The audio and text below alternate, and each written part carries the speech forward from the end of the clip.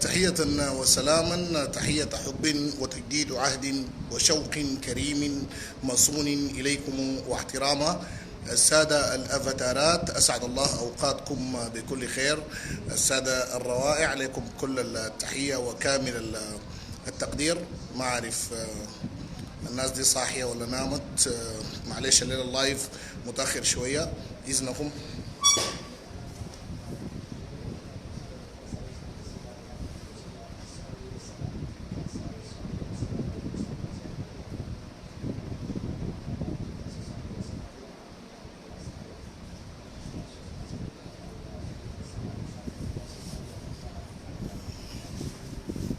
طيب، مرحب بكل السادة الروائع، أهلا بكم. أهلا أحمد الطيب. أول تعليق ناصر علي أبو كلام، عليكم السلام أستاذ ناصر. خليفة والسفير والدلوالي وأحمد الطيب والشنبلي وعوض جاد السيد، بابكر عثمان وأحمد بعشوم وندى مختار، بشرى محمد إبراهيم وهاني عوض. مرحب بكم شديد، أهلا وسهلا كل الشباب. دي التعليقات يمكن اللي ظهرت لي تحت في التعليقات. مرحبا بكم يا اخوانا جميعا، وانا سعيد في التواصل معكم الان، ودايرين نخش في المضمون بسرعه شديده. خليكم معنا وركزوا معنا على اللايك والشير. ليه؟ لانه الفيديو لاحظتوا الهجمات اللي قاعد يلقاها. يعني قبل الفيديو بتاع النهار تعبنا فيه وتعب شديد جدا، هاجموا لنا هجوم ما انزل الله به من سلطان. فانا متابع معاكم الان من الجهاز الثاني، كويس، فاتح الحساب الان من العناية الثاني. مرحبا بكم. طيب، بالنسبه يا جماعه يوم الليله، كويس، اولا ندين ونرفض باشد العبارات ما حدث من تجاوز من بعض المتفلتين للرئيس او رئيس الوزراء دكتور عبد الله حمدوك. الليله اللي حصل في كسلة، كويس، اللي حصل في كسلة نحن بنرفضه تماما. نحن بنحترم المطالب كمواطنين، وبنقبل الرأي الآخر، وبنقبل صوت النقد لدكتور عبد الله حمدوك وحكومته، لكن ما بنقبل التجاوزات الشخصية كمواطنين، ولا بنشجع عليها، ولا هي عمل مقبول، ولا عمل كريم، ولا مشرف. نحن نقدر المطالب.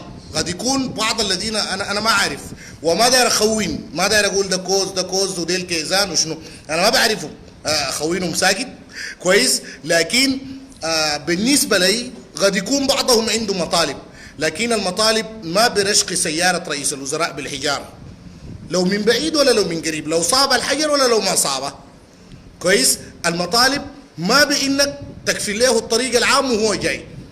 ممكن كان تعبر عن أزمتك داخل الولاية. وبيبقى السؤال لحمدوك هنا، وهو رئيس الوزراء اللي جاب أكبر شعبية في تاريخ رؤساء وزراء السودان، السؤال له في منو حولك قاعد يبكمك ويعميك من إنك تشوف مطالب الناس لغاية ما يحتجوا عليك بالشكل ده، ولو في كيزان ذاته يلقوا فرقة. منو من الأحزاب اللي قاعد لك في الزرار الأخيرة هنا بيملي عليك شروط وبيكتبك صكوك، خلاص، بيرفض انك انت تتقدم او تتكلم كلام يحسب لصالحك او يحسب لصالح الشعب السوداني. في منه حولك من الاحزاب السياسيه بيمنع الخطوات الايجابيه اللي من الممكن انت كرئيس وزراء تقدمها. وانا اقول هذا الكلام وما زلت اؤمن ايمان تام في هذه اللحظه بهذا التاريخ 7 ولو الليله يوم كم يا جماعه؟ الليله يوم 2/3 مش كده؟ بيوم 2 مارس الليله 2020 بانه دكتور عبد الله حمدوك هو الانسب لغايه الان لقياده دفه رئاسه الوزراء. لغايه اللحظه دي انا كمواطن دي قناعتي. اختلف معاه وزعلان منه، ممكن اتسامح معاه هو، لكن ما بتسامح مع وزراء المحزبين سياسيا. انا كمواطن بتكلم، كويس. دكتور عبد الله حمدوك عنده كثير من الاخفاقات، اوكي، عنده افكار ايجابيه الاحزاب مانعاه من انه ينفذها، اوكي. انتوا في ولايه كسلة عندكم يا جماعه، كسلة دي ما الفنا منها الا الخير، وكسلة دي ما الفنا منها الا الحب، وكسلة دي ما اهدتنا فقط القهوه الشرقيه من كسلة، وما اهدتنا فقط الجنزبيل. كسلة اهدتنا السلام، اهدتنا المحنه. كسلة ما اهدتنا الشيكونغونيا ولا الامراض، لا، كسلة اهدتنا توتيل النهر العذب، الماء العذب، خلاص اهدتنا له، واهدتنا التبايوه والاتينينا والمسكادو والكوتوا نايسو، اهدتنا كل التكامل والتمازج العرقي ما بين هدندا وافارقه وما بين بني عامر عرب. فبالتالي وغير المكونات الكثيره القبليه الثانيه الكبيره ايضا كويس اللي موجوده. فيبقى نحن بنقول من حقك تحتج على رئيس الوزراء، من حقك تحتج على دكتور عبد الله حمدوك، من حقك تحرق لي ليست قدام المكتب بتاعه، من حقك تمشي تحتج قدام رئاسه الوزراء، من حقك تقيف على حقك، لكن ما من حقك تقوم ترشق سيارته بالحجاره. هذا الأسلوب لا نريد أن نلجأ به لحل القضايا، ولا نريد أن نلجأ له خلاص إذا ما أعيتنا مدلهمة أو بلية نهائيا. الأسلوب ده يا إخواننا يكون بعيد مننا تماما. أنا في بداية اللايف يمكن يا جماعة أنتوا عددكم الآن 2100 تقريبا و50 الناس اللي معانا، يا ريت أي زول منكم يأمن معانا اللايف ده بلايك، اللايك أسفل الفيديو على يدك اليمين بسرعة يا شباب الآن، زايد شير يا شاب وشابة اللي هو أسفل الفيديو على يدك الشمال، زايد ملصقات كويس. نحن نختلف مع حكومة دكتور عبد الله حمدوك، نختلف مع الحاضنة السياسية كمواطنين، نختلف معهم حول إدارتهم لشؤون العمل وحول سياساتهم تجاه السلام وتجاه الحريات وغيره، لكن كمان بالمقابل لا نقبل التعدي على الأشخاص في نفس الوقت. يا جماعة أنا معاك، الأحزاب دي ممكن تتعدى علينا كناشطين كويس أو تحاول على أقل تقدير، لكن نحن ما بندعو للأسلوب ده، كويس. والدكتور عبد الله حمدوك ما بيستاهل مننا الرشق بالحجارة، كويس. ما انا ما مع مدح المبالغ فيه، شكرا حمدوك، لا، لكن انا داير كمواطن الحكايه كلها موزونه. اقدر انتقد دكتور عبد الله حمدوك اذا اخطا بدون ما زول يجي يكوزني، ما كل زول اخطا انتقد دكتور عبد الله حمدوك هو كوز، وداير اشكره بدون ما اتهم اني جداد قحط انا كمواطن، خلاص. فما حدث له هو امر سالب جدا يا اخواننا وغير مقبول، والكلام ده هو فتح باب، خلاص، هو عبارة عن فتح باب لفوضى، فتح باب لمشاكل. والفوضى الأيام دي في البلد الناس ما جايبين لها خبر، لأنه في كثير من الصحف والقنوات ما بتجيبها، والشايف كلامي ده غلط. درمانات، الخرطومات، بحريات، أمشي أي قسم بتاع شرطة قول له دفتر البلاغات لو تسمح، لو قال لك انت ما عسكري هنا يا زول انت ما معي ما بديك الدفتر، قول له خلاص.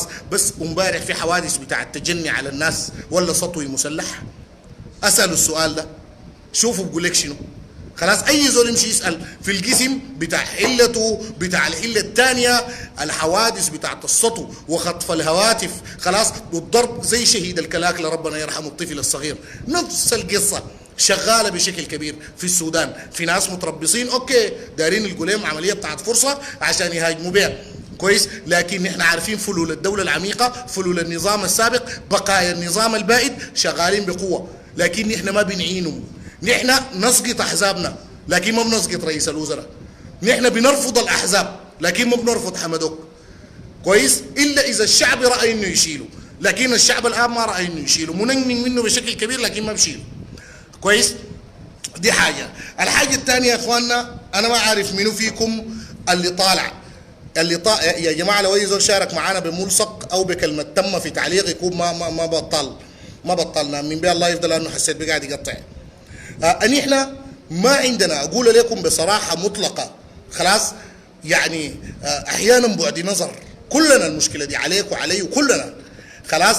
يعني مثلا في زول منكم الليله اطلع على التصريح بتاع محمد حمدان دقلو او حميتي، في زول الليله اطلع عليه التصريح ده، لو لاحظتوا في الجروبات ما متداول، جايبينه في بايد نيوز وفي بعض المواقع الاخباريه الموثوق بها، والموضوع انتهى على كده، ما في مناقشه حره له ولا في الكلام ده خطير.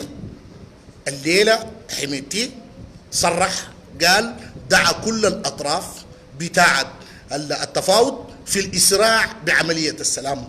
لغايه هنا مظبوط، اي زول ممكن يقول ده كلام ممتاز.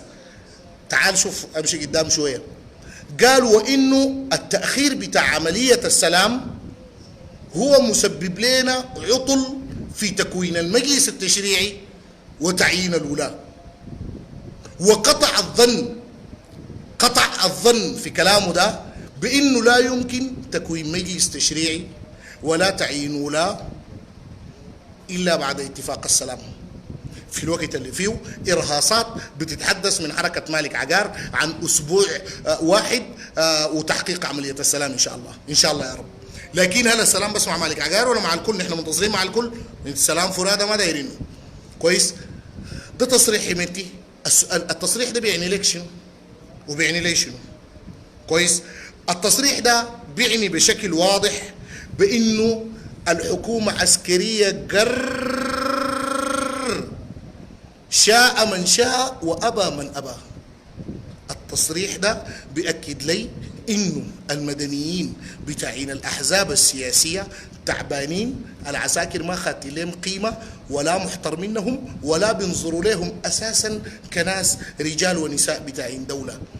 الوقت اللي فيه لو بتتذكروا الفترة اللي فاتت ناس وجدي صالح طلعوا في الإعلام لدرجة إنه قالوا عندنا لستة، ولغاية ما أسود البراري ناس بري أهل وأحباب طلعوا فيها بيان، ولجنة أم درمان بتاع المقاومة، كل الناس دي اتكلمت عن الليستة دي. كويس؟ الليلة بيجيك حميدتي بسهولة بقول لك ما بتتم، بيقول لك إنه الموضوع ده ما بتم إلا بعد اتفاق السلام، في الوقت اللي فيه الأحزاب السياسية عبأت الناس وحشدت الشباب على إنه الكلام ده حيكون قريب جدا، زي ما قبل اليوم حاولت 3 مرات في إنها تفشل عملية السلام وما نجحت، زي ما حاولت 3 مرات بإنها تكون المجلس التشريعي وتعيين الولاة ما نجح. طيب أنا سؤالي هنا، حميدتي صرح التصريح ده ليه؟ لأنه واثق ما في زول بيقدر يسأله فيه. أنا بسألك سؤال، قبل يومين يا جماعة نعمل عقولنا شوية، قبل يومين شمس الدين كباشي الفريق الأول اللي هو في المجلس السيادي تحدث وقال ما في تكوين مجلس تشريعي ولا تعيين ولا إلا بعد السلام، بشكل جادي وبشكل صارم قال الكلام ده. أنا داير السلام يجي، أنا داير السلام، أنا ذاتي داير الحياة دي ما تجي إلا بعد السلام، لأنه جايات الآن بتعني لي إرباك للمشهد أنا كمواطن، وبتعني لي فوضى جيوسياسية في البلد ما يعلمها إلا الله. كويس؟ لكن لا، تعالوا نستخدم الوعي ونستخدم التفكير في الكلام ده. ليش شمس الدين كباشي قال الكلام ده وفي التوقيت ده وما سكت على كده، بل زاد قال شنو؟ قال إنه الحرية والتغيير الوثيقة ما أدت الحق في إنها تملك 67% من المجلس التشريعي. الكلام ده معناه شنو؟ يا في وثيقة مدسوسة نحن ما عارفينها، الوثيقة دي أدت العساكر حق تعيين وتكوين المجلس التشريعي والولاة، وإما ملفات ثقيلة ممسوكة على الأحزاب السياسية بما لا يجعلهم إنهم يقدروا يعاينوا في وش العساكر ويقولوا لهم الكلام ده غلط ولا الكلام ده صح. تعالوا يا أخواننا بالراحة بلغة المنطق. الليلة حميدتي بيصرح، هل حميدتي قبل ما يصرح التصريح ده هل رجع للحرية والتغيير؟ ما رجع له. هل رجع للمجلس السيادي؟ ما رجع له. ليه ما رجع له يا سادة المجلس؟ ليه؟ لأنه هو ما شايف نفسه محتاج للكلام ده كله. يبقى معناها بيصغر من المدنيين المحزبين في الحكومة اللي قاعدين.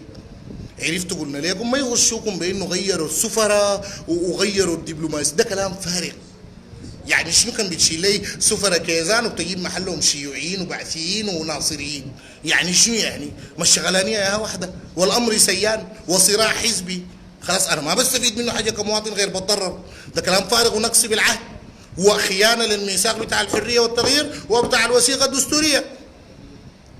الليله صرح في زول منكم سال نفسه سؤال، ليه الايامات دي عربات الدعم السريع كثيره في الشوارع؟ في زول مننا سال نفسه سؤال قال يا اخي، قال يوم 7 مارس في شنو؟ يوم 7 مارس في شنو يا جماعه؟ بعد 5 يوم من الليله في شنو؟ في تخريج في استاد الكليه الحربيه للدفعه الثامنه قوات الدعم السريع. يوم 7 الجاي في استاد الكليه الحربيه، كما الصور لافه في الجروبات يعني شايفينها انتوا، تخريج دفعه ثانيه من قوات الدعم السريع. وقبل ايام مخرج قبل 3 يوم في سنار 4000 جندي، وقبلها مخرج في دارفور 14000 جندي. ما معروف الجايين ديل حيخرجهم 2000 5000 10000 20000 ما عارفين ذات الدفعه دي بتكون قوامها كيف ولا قدرها كيف. ده معناه شنو؟ سؤال يا جماعه، ده معناه شنو؟ ده معناه انه هؤلاء الناس شغالين شغل ما طبيعي. ده معناه انه هؤلاء الناس ملكوا البلد جد. ده معناه انه انتوا اشتغلوا في حكومتكم المدنيه دي حتقع بعد شويه ونحن حنجي نمسكها. معناه الكلام ده؟ ولعمري الأحزاب في سكرتهم يعمهون. لعمري كثير من الناس نايمين ما جايبين خبر للكلام ده. السؤال معناها في شغل عسكري قوي للسلطة. لما كنا بنقول في انقلاب جاي الناس دي كانت بترفض، وكنا بنقول البيان ما حيجي بتريري تريري تريري تلقى تسمعها وانقلاب عسكري عالم الرياضة. لا لا لا، ما في كلام زي ده. الانقلاب اللي بيجي بانقلابات زي دي. الخرق الكثير للوثيقة الدستورية الخرقوها أول ناس منه الحرية والتغيير. أول ناس خرقوها كويس. بعديها يجوا العساكر خرقوها لأنه لقوك أنت دقست قبالهم هناك مسكوها عليك كملف. جيت أنت مع لعب سياسي يا زول، خلاص أنت جيت الليلة بعديهم ارتكبت نفس الأخطاء دي. العساكر يجوا ارتكبوا الأخطاء يا جماعة، جو طوالي مشوا بخرق الوثيقة الدستورية. طيب وين دور المدنيين في الحكومة؟ ده سؤال. وين دور المجلس السيادي؟ مجلس الوزراء وين الدور ده؟ الناس دي وين؟ قاعدين وين؟ بيسووا في شنو هم ذاتهم؟ بيلخبطوا في شنو هؤلاء الناس؟ ليه ما عندهم قيمة عند العساكر؟ ليه العساكر ما بيحترموهم ولا بشوفوهم ذاته مقاماتهم للدرجة دي؟ ليه؟ ده سؤال. منو اللي أدى هؤلاء الناس الصغرة دي؟ منو؟ وفي نفس الوقت الليلة من صباح الرحمن بيفجع السودان بدفعة جديدة من القتلى والشهداء الذين ينضمون إلى إخوانهم وإخوتهم الذين سبقوهم من قبل في حوادث المرور وعدد كبير من الجرحى. بيصحى السودان على 16 أو 17 جثمان. بيستيقظ السودان على الصراخ بتاع أمهات وعلى كسور في الرجال وعلى آلام في البنات. من صباح الرحمن الناس بيفجعوا بخبر حادث في طريق النيل الأبيض. الناس قد يسمعوا الكلام ده، كثير من الناس أو يلقوا صورة الحادث وينسوا الحاجة دي ويفتكروها قضاء وقدر. عاين هنا قضاء وقدر. لكن قال له في الدابة أعقلها أم أتوكل يا رسول الله؟ قال له اعقلها وتوكل. أعمل بالسبب. الحكومة المدنية الحاكمين الليلة والله والله والله بالله سقطوا الليلة واللي استشهدوا الليلة واللي تجرحوا الليلة والسقطوا في عهدكم من شهداء كلهم في حوادث المرور. خلاص في حوادث المرور، خلاص ده غير الماتوا بالرصاص. في حوادث المرور في عهدكم، أنا ما بحملك العهد الفات كويس واللي أو قبل الحكومة يعني خلاص. واللي جرحوا في ذمتكم أنتم. حتجي تقول لي يا احمد الضي الانغاز 30 سنه بتظلم وبتخرب البلد وما بتقدم الطرق السليمه، انا تجي تحملني كيف كزول جديد في الحكومه؟ ليك 6 شهور الطرق القوميه ولا الفرعيه ما كانت اهتمامات بالنسبه لك كحكومه. ليك 6 شهور انت في الحكومه ما مشيت شلت من الكيزان مال يا جماعه انا لو غلطان كلموني. ليك 6 شهور ما مشيت قلعت من الكيزان أموال الشعب السوداني وجيت عبدت بها الطرق كده. تعبيدكم للطرق زي شارع مدني وشارع النيل الأبيض والشوارع دي كلها والجنينة وغيرها خلاص. والتحدي لو دايرين ترمموها ودايرين بتاخد منكم أكتر من شهر شهرين. 6 شهور لو كنتوا قلعتوا قروش الكيزان من البداية اللي هي قروش الشعب السوداني المسكين كان احنا هسع لليل الحوادث. يا اخي خليهم يموتوا مطلع في البصاي قاعدين كده في المكيف يموتوا انت مالك. لكن ما يكون الموت بسببك انت، ما يكون الموت بسببك انت كحكومه مدنيه. قد يجي زول يقول لي انتوا يا اخي ليه بتنتقدوا طوالي كده ما بتقدموا؟ اقدم لك شنو هنا؟ اقدم لك حل شنو؟ انا ما عندي قروش ابني لك بها زلط. النشطاء ما عندهم قروش يبنوا بها زلط. المواطنين ما عندهم قروش يبنوا بها زلط. الان يبقى الحكومه دي تشيل قروشنا دي كلمه على الكيزان، تمسك غندور في 5 دقائق بيعرفوا منه انه القروش دي مشت وين، وانها قاعده فيها منظمه وقاعده فيها رابطه وقاعده فيها مؤسسه وقاعده فيها بيت وقاعده فيها قبو وقاعده فيها حفره. بيعرفوا انه القروش اللي في حوزه اسمه منو غندور كذا كذا كذا كذا بيستلموها. بيعرفوا هسه غندور ده ما بتطلعوا منه ب 2 مليار 3 مليار دولار للشارع السوداني تحلوا بها ازمه الدواء. كويس. امشي اعصر علي عثمان، اعصر نافع، اعصر ديل اللي قلت في السجون ديل، لو هم في السجون حقنوا البشير ووداد وبكري والمؤتفكات بالخاطئه، امشي اسال ديل الناس اللي عندهم القروش ديل حقت الشعب السوداني، امشي اعصرهم طلع منهم القروش. تعال عبد بها الشوارع، جيب مهندسين على اعلى مستوى من المنتج الوطني لنا السودانيين الكادر الوطني ومن الناس اللي بتجيبهم من برا. تعال قوم عبد بهم الطرق واشتغل بهم شغل يا اخي، تتجنب المسؤوليه امام الله يا اخي. الشغلانيه دي يا اخواننا صعبه خلاص. كويس. لايك شير يا جماعه، ساعدونا بلايك شير. اللايك اسفل الفيديو على يدك اليمين، الشير اسفل الفيديو على يدك الشمال، زائد ملصقات ملصقات ملصقات. كويس. ربنا بيعلم انه الان الشارع معاني والمواطن معاني. يبقى المواطن يا يموت بالرصاص، يا يموت بالجوع، يا يموت بالاهمال، يا يموت بالادويه الماف، يا يموت بالطرق في الشوارع. زمان شارع مدني قالوا عليه مسكون، غشونا بيه نحن كشوفع صغار، قالوا مسكون لانه الزول اللي ادى قروش اللي نايم ده مسكوا ضرب القروش، بعد ذاك جو قال للشارع مسكون. كلام فارغ، فوضى، كلام ما بيقبل. لذلك الآن على كل الناس يا جماعة يتذكروا إنه قصة الشوارع دي ما هزار. طيب معلش يا جماعة زي الفي قطيع على اللايف يمكن. طيب معلش زي الفي قطيع في اللايف لو سامعينه الآن يا جماعة يا ريت معانا باللايك والشير، اللايف ده ما يقطع، شير لايك. الصوت عندكم واصل لكم كيف يا جماعة؟ الصوت واصل لكم كيف بأي مستوى؟ هل الصوت والصورة واضحات الآن؟ هل الصوت والصورة واضحات يا جماعة؟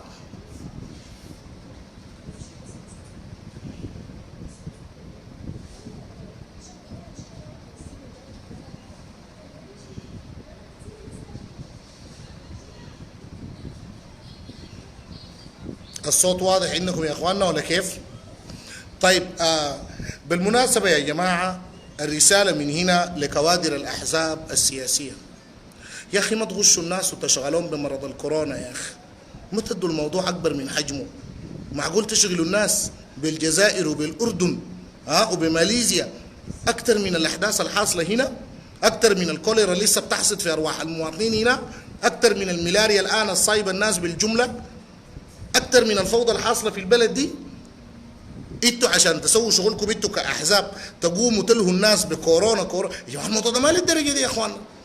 انا ما قادر افهم ليه الناس متعامله، ومن امس الناس بيدعوا لاغلاق الحدود وهي ما وصلت المرحله دي، ولا الموضوع خطير للدرجه. وبالمناسبه للان الموضوع تحت السيطره، ومنظمه الصحه العالميه قادره تقضي عليه في لحظه.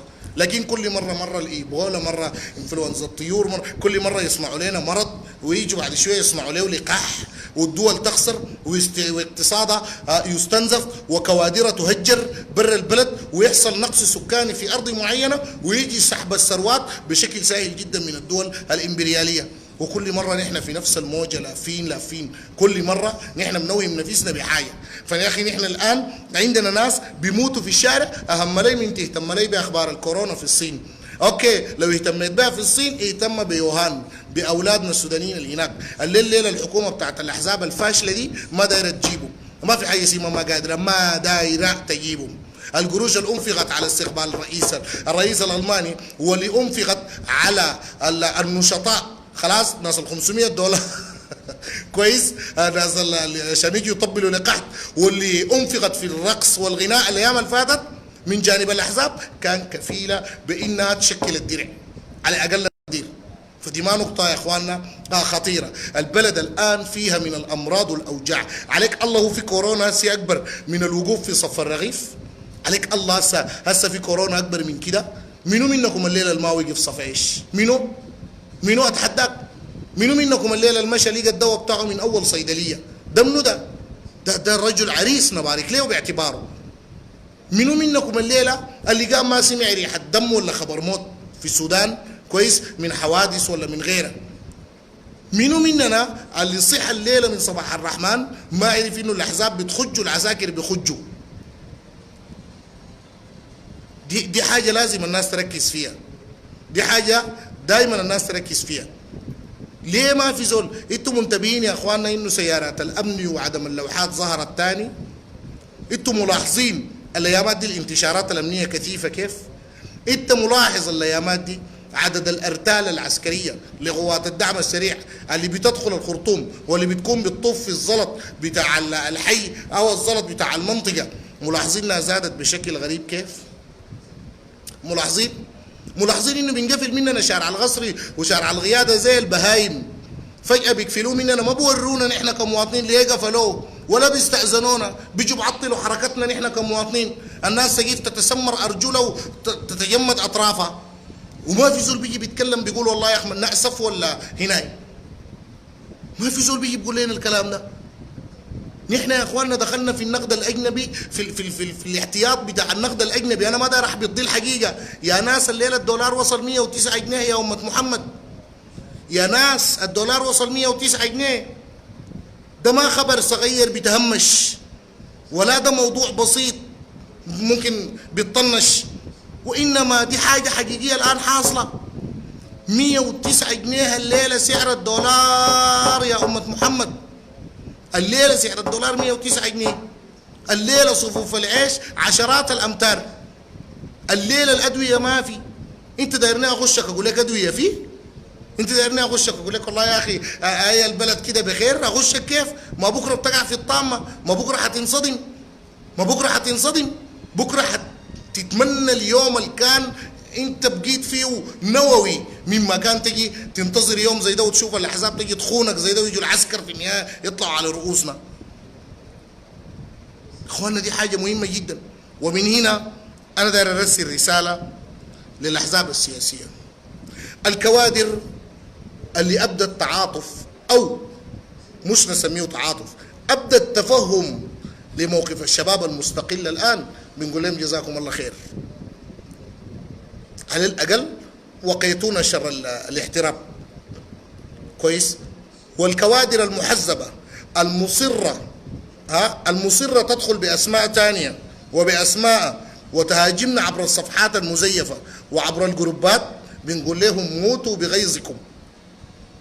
كونه انه حته الشباب المستقل ليه الاحزاب مغيوظه من الكلام ده؟ ليه يجيك كادر حزبي لا يحنكوا من هناك يجي يعمل لك نفسه فيها افهم زول وهو ما عارف اي حاجه في الحياه، يجي ناط لك من هناك ما تعرفوا ماله، يجي يمسك لك. والناشطين ديل لو قعدوا في الواطه يجي يتكلم، والناشطين ديل بتحركهم اجنده ويخلك الله يا موهوم. انت الناس في شنو؟ انت في شنو؟ ما بدوك منصب، والله كان ترقص لهم وعزة الله ما بدوك منصب. هوي يا اخي ما انت ناشط محزب، انت مالك بتغاري نفسك بينا نحن كنشطة مستقلين؟ انت مالك محروق كده؟ مالك محروق من النشطة المستقلين؟ يا اخي ما ممكن يكون ده زول عمره 50 سنة ده مستوى فهمه يا اخي، ما ممكن يكون يا اخي. لذلك نحن ما بضرنا الكادر المعارض اللي حينبذنا ولا حيجوق، لانه دي ما حاجه مفهومه. في واحد كده تعبان الناس تواصل في تطنيشه له يعني كويس من المطبلاتيه والراقصين للاحزاب السياسيه. ده خلاص يعني ختم الله على سمعه، ما واعي ذاته، هو ما واعي هناك. لكن شنو؟ ان احنا دايرين نسال سؤال، ليه الاحزاب الان بتحاربنا لما نتوحدنا كنشطاء مستقلين؟ ليه لما احمد الضي ومصعب الضي وايمن المغامر وزنون وابو الامين خلاص وعمر ومجموعه ومحمد سراج ومدريدي والطاهر حبيب، ليه لما اتلاقوا منهم اثنين برا ولما الجوا هنا تلاقوا واكدوا العهد والميثاق؟ ليه الاحزاب الليله دورت الصفحات بتاعتها؟ ما في صفحات نحن بنعرفها، صفحات دي حزبيه بنعرفها، وفي صفحات امنيه بنعرفها سايقه الناس بالخلا الان. كويس؟ الصفحات دي ليه دوروها الليله ضد النشطاء؟ ليه ناشرين صورنا الليله في الصفحات كلها وفي الجروبات كلها وبهاجموا فينا؟ ليه الاحزاب دي قلوبها سوداء وسخانه كده تجاه الاحزاب تجاه المستقلين؟ هو إذا كان في أحزاب كان بيتعاونوا معانا كمستقلين، والمستقلين هم الأكثرية، كان بيتعاونوا معانا كمستقلين وكان الناس بتكون بتكون رؤية مشتركة، ولا كانت الحكاية بتكون بيخلوا أزمة الغاز اللي هم فاشلين في حلها وأزمة المواصلات اللي هم فاشلين في حلها؟ سألتكم بالله الأحزاب تهتم الآن اللي هي حاكمة البلد دي تهتم بالطرق اللي بتزهق في أرواح الناس صباح ومساء وفي الدماء اللي بتسيل، ولا تركز مع النشطة أحمد الضي وزنون ومحمد سراج ومصعب؟ وين الأهم؟ وين الأهم؟ ليه الأحزاب بتعمل كده؟ لأنه الأحزاب عارفة نفسها ماشية بطريقة غلط، وجابوا لهم ناشط كده لا يملك أدنى مقومات الفهم السياسي، أدنى مقومات الفهم السياسي. ناشط لمع نفسه بس، إن أعطيته رضي وإن لم تعطه خرج وفضحك وقال بأن هنالك مبالغا ده جا قال أنا عندي قال مبادرة لتوحيد النشطاء. أول حاجة هو وعيه ما واصل لمرحلة إنه يكتب الكلام المنمق ده كتبوه رسلوا له بس قالوا له بس قول الكلام ده، وجا قالوا هو ما عارف ذاته إنه المبادرة دي بتنهيه كيف، هو ما عارف إنه المبادرة دي حتخليه خادم للأحزاب لياتو درجة. إذا كان الليلة حميتي بيخرج في جنوده صباح ومساء، وبخرج في عساكره صباح ومساء، وبخرج في ضباطه صباح ومساء، وبيقول ما في مجلس تشريعي ولا إلا بعد عملية السلام، وبيحكم وبيقرر وبيهدي وبيرضي وبيمضي وبمشي المحال، إذا كان ده هو بسوي كده الدعوة الحقوق دي منه؟ دي الوثيقة الدستورية كتبها منه الأحزاب السياسية، منه شطاء. الأحزاب السياسية هي اللي وقعت وكتبت على الوثيقة الدستورية. يبقى منو الخان قضية الوطن وحبل العسكر؟ يبقى منو خادم العسكر الآن؟ هم الأحزاب نفسهم يا ولدي، هم الأحزاب نفسهم، هم اللي جابوا الليلة البلد، هم اللي سووا الوضع ده بالشكل ده، هم اللي بيدوا الحق الآن للجيش إنه يتحرك متى ما شاء، والدعم متى ما شاء، والشرطة متى ما شاءت. ديلهم هل بيركزوا في انه يضروا دي سيسمان اكثر مما يركزوا مع قضيه الوطن؟ يا اخوانا كده ساعدونا لايك شير، كده خلوا معنا الرساله دي توصل. اللايف ده قاعد يقطع للاسف،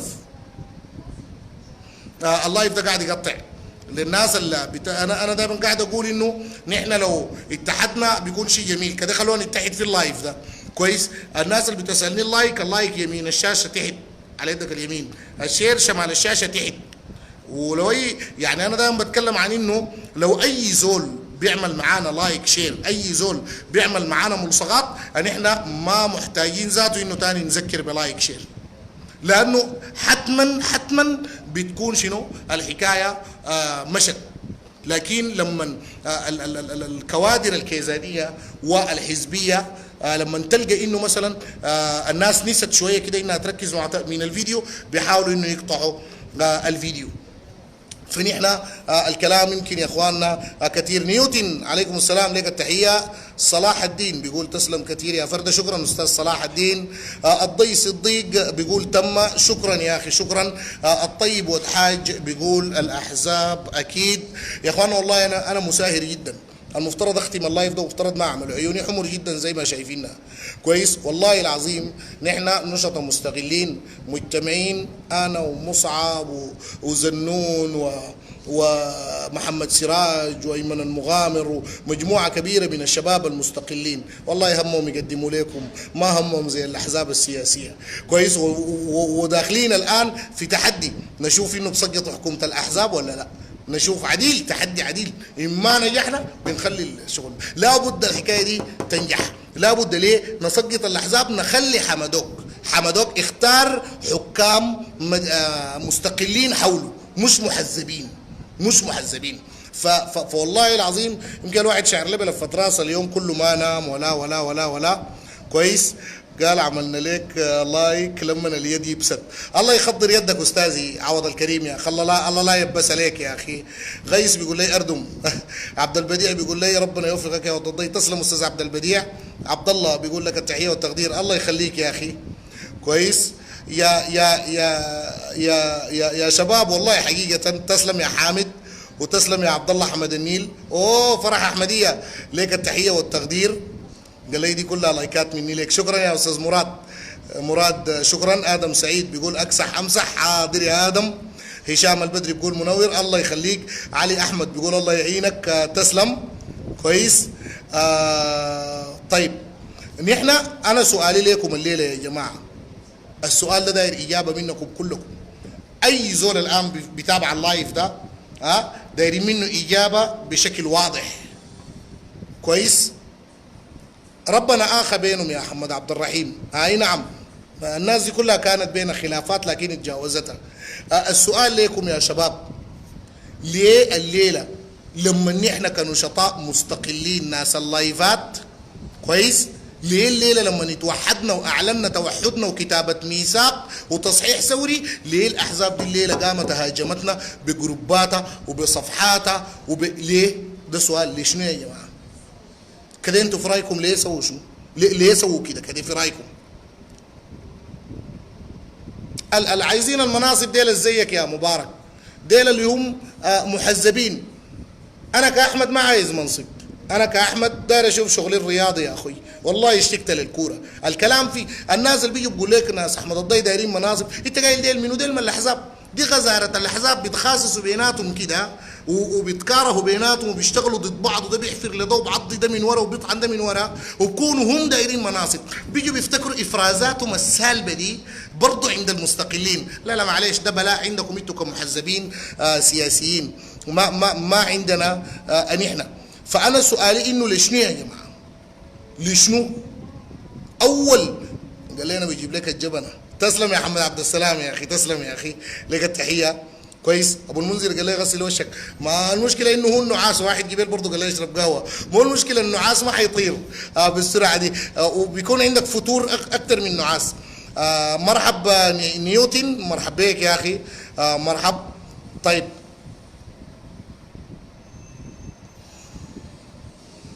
قال لي انا يا داب جيت اوعى يكون فاتني الكثير.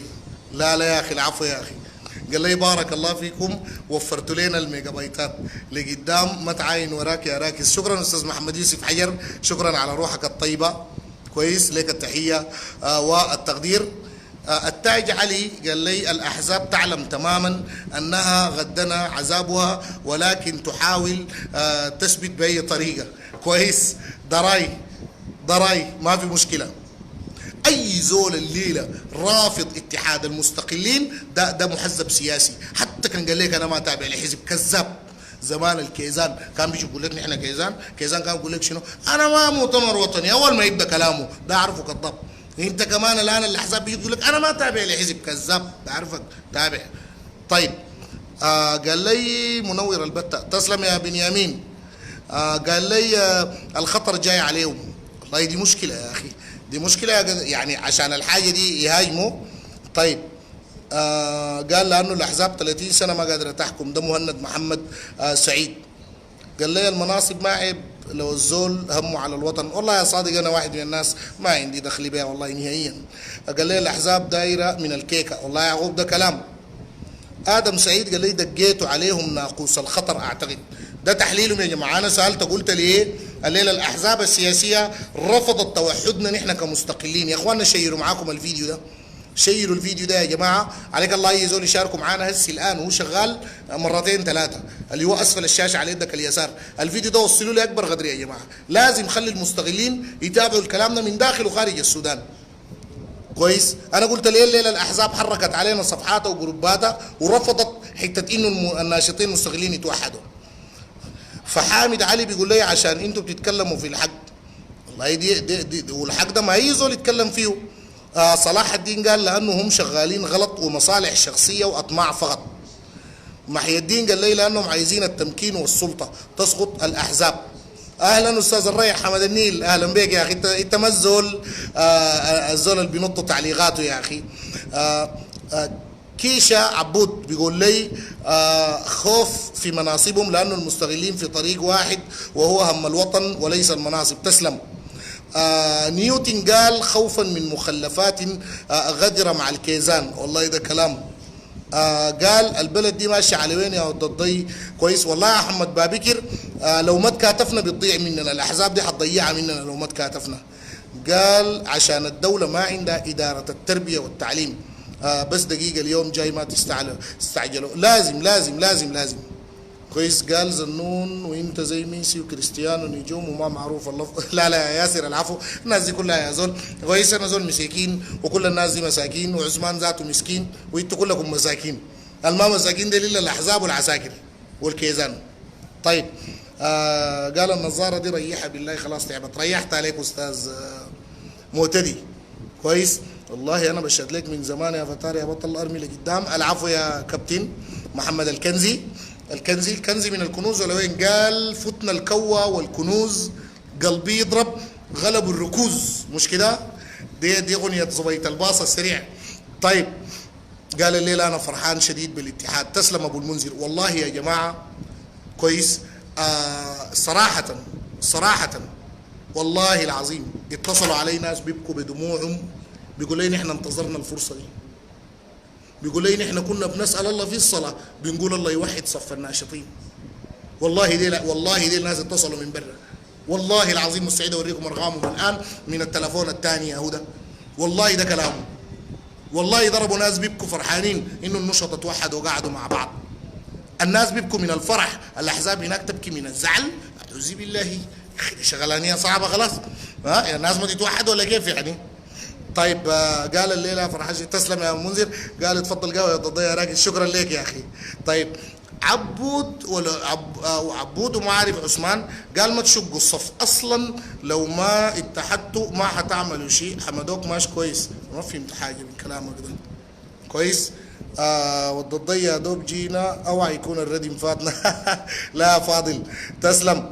قال لي عين الله ترعاكم ان شاء الله. تسلم خالد حاج، كتر خيرك يا اخي، كتر خيرك شديد. واحد قال لي عشان كيسكم فاضي عشان كده الاحزاب الليله قايمه. ولو كيسنا فاضي كان الاحزاب قامت علينا القومه دي. لا حول. طيب تاج السير حامد قال كتبنا وفترنا، الثورات تعني قرارات حاسمه وقويه ومحاسبات فوريه. شوفوا الكلام ده قوي كيف. قال رغم الخلاف اول من دعا التوحد النجم. تسلم ابو مناسك، كتر خيرك. كويس. بيقول طيب الاحزاب بيقول رفضت لانه في التوحد قوه. والله هاو بيحاربوه ليه يا صديقي يا اخي؟ ليه بيحاربوه ليه؟ نحن دايرين نسال، دايرين اجابه على الكلام ده. كويس. انا ما عندي مشكله الليله اتونس معاكم شويه رغم النعاس او الفتر. كويس. دايما تعجبني والحاجه اللي احلى انك مدريدي. العفو يا طه سليمان يا اخي. قال لي والله العظيم اسي في واحد داهم شنو في شارع سراج شالوا تلفونه. لا حول ولا قوه. قلت لك في عمليات خطف، قلت لك في عمليات بتاعت فوضى كثيره شغاله في البلد دي، وفي كثير من الناس ما جايب لها خبر. كويس. قال لي انت لما كنت في السجن الاحزاب كانوا والله في بعضهم كان معتقل وفي بعضهم كان يعني خاتينه كده عشان يجيبوه وزير وكده. اهلا مجاهد الفاضلابي. لا حول. ظهرت من وين الليله يا زول؟ لك التحيه. قال يا جماعه مجاهد ده كان اول تعليق دائما في اللايفات، اختفى له فتره. لقمان سليمان قال لي لايفك وصل امريكا، معناه في ناس وصلوا مسا، معناه في ناس برا السودان. من برا السودان من ايه يا جماعه اللايف وصلوا؟ قال لايفك وصل امريكا بس اتاخرت شويه. تمام يا لقمان تمام. اتكلمنا عن انه الليله اللي حصل من رشق بالحجاره كويس لعربيه رئيس الوزراء دكتور عبد الله حمدوك عمليه ما مقبوله وما كريمه، والمواطن من حقه يتظاهر في وجه حمدوك، ومن حقه يتظاهر قدام رئاسه الوزراء وقدام القصر، يحرق لستي قدام حميتي قدام حمدوك قدام برهان. دي حاجه بشوف الشارع السوداني والشعب السوداني يعبر، لكن ما من حقه يرشق سيارات الناس. يعني ممكن يكونوا في متفلتين في النقطه دي، ممكن يكون في كيزان ويمكن يكون ما في. انا ما اقدر اخون زول عموما، لكن السلوك ده متفلت. كان جا من ثوري ولا كان جا من كوز، السلوك ده متفلت. كويس. الناس تطالب زي ما هي عايزه لكن بدون ما تصل المساله لشخصنه الموضوع وكده. قال بجد كنتم منورين في الصوره قبل ما تقولوا حاجه وبالتوفيق ان شاء الله. تسلم يا محمد بابكر يا اخي. كويس. ليك التحيه والتقدير. شكرا حمدوك. تسلم تسلم. لكن يا ريت ما نكتر منا، يعني نركز نقد ايجابي وندعمه نقد بناء في الحاجه السمحه اللي هو عملها. حسن الطيب قال وتضيق، تسلم يا اخي تسلم. انا اكتر واحد مسرور في توحيد النشطاء المستغلين. الله يحييك يا احمد حبيبي يا اخي. كويس. طيب قال لي الليمونه ب5 جنيه وانا عندي طمام من الاحزاب اعمل شنو؟ يا اخي دي شغلانيه صعبه خلاص. دي شغلانيه صعبه. كويس. قال الله اكبر ولله الحمد، قوتكم في وحدتكم ربنا يوفقكم. ام جودي الف تحيه وتقدير. سامي بيقول بريطانيا، اللي هو تقريبا بيقصد انه اللايف واصله في بريطانيا. وصدام بيقول انا بر البلد. تسلم يا صدام الله يردك سالم. ارسنال جنر بيقول انا في الهند ليك التحيه. و اسماعيل بيقول اللايف وصل فرنسا يا كارب. تسلم يا اخي التحيه ليك ولفرنسا. وخالد بيقول وصل السويد. وابو خالد بيقول وصل القاهره. لكم التحيه يا اخي. قال لي ما تتجرس من النعاس يا راكز، نحن الان في صف البنزين. والله يا ماجد اقول لك حاجه، البلد دي فعلا كان لقيت بنزين في يوم ولقيت لك ان شاء الله عيش ب 15 جنيه. كويس. وزي ما بقولوا لقيت غاز ان شاء الله ربع انبوبه. انت رجل من الفائزين الافاتارات. عليك الله. حيي لي الناس اللي واقفين معاك في الصف ديل كبار وصغار، حييم لي عليك الله. كويس. حييم لي. لا والله المساله دي متعبه. عبد الملك قال لي وصلوا مبدا. ليك التحيه عبد الملك ولمبدا مملكه كره القدم في السودان. احمد حبيب بيقول الله يوصل لحد ليبيا. يا اخي ليك التحيه. بكر الطائي يا سلام يا اخي. يا اخي دي شغلانيه عجيبه خلاص. ها سبحان الله. الوقت يعني الاحداث السمحه توحد النشطه وظهور بكر الطاهر. يا اخي دي حاجه زي ما بقول لك الحياه شنو هي؟ الحياه شنو هي غير متعه في الاهل والاصحاب ومانشستر يونايتد وريال مدريد. كويس. وابعاد الاحزاب خلاص. وبكر الطاهر. فهمت يا بكري؟ اخبارك يا رجل يا ثوري يا اخ. يا اخي ليك التحيه والتقدير يا رفيق الدرب والوقوف في ارض النضال. ليك التحيه. كويس. قال لي لايفك وصل سوق ليبيا. حي لنا سوق ليبيا يا نيوتن. قال وصل المانيا. والله يا اخي كلام كويس يا ميمونه. شكرا لك يا اخي شكرا كثير. قال لي لايفك متابعينك من الدمام. الف شكر الف شكر. طيب انتوا اللي بتحضروا من الدمام ومن اوروبا ومن امريكا ومن غيره كده يساعدونا باللايك والشير. جيتوا جداد هسه كلكم. يا ريت اي زول دخل جديد له 5 دقائق هسي 10 دقائق ثانيتين لايك. اللايك اسفل الفيديو على يدك اليمين. امنوا معانا الفيديو ده يا شباب. قوموا بدوركم امنوه البتة. خلاص. اي زول دخل جديد الان شير معانا الفيديو على يدك اليسار. واي زول يساعد معانا لايك شير. النسو في ناس قبيل جو لكن نسو. كويس. الله يوصل خرطوم يا راكز. تسلم يا طيب. تسلم كثير. فرنسا دي الليله كم نفر بيقولوا. كويس. ويا اخواننا مليونيه السلام. كويس. مليونيه السلام.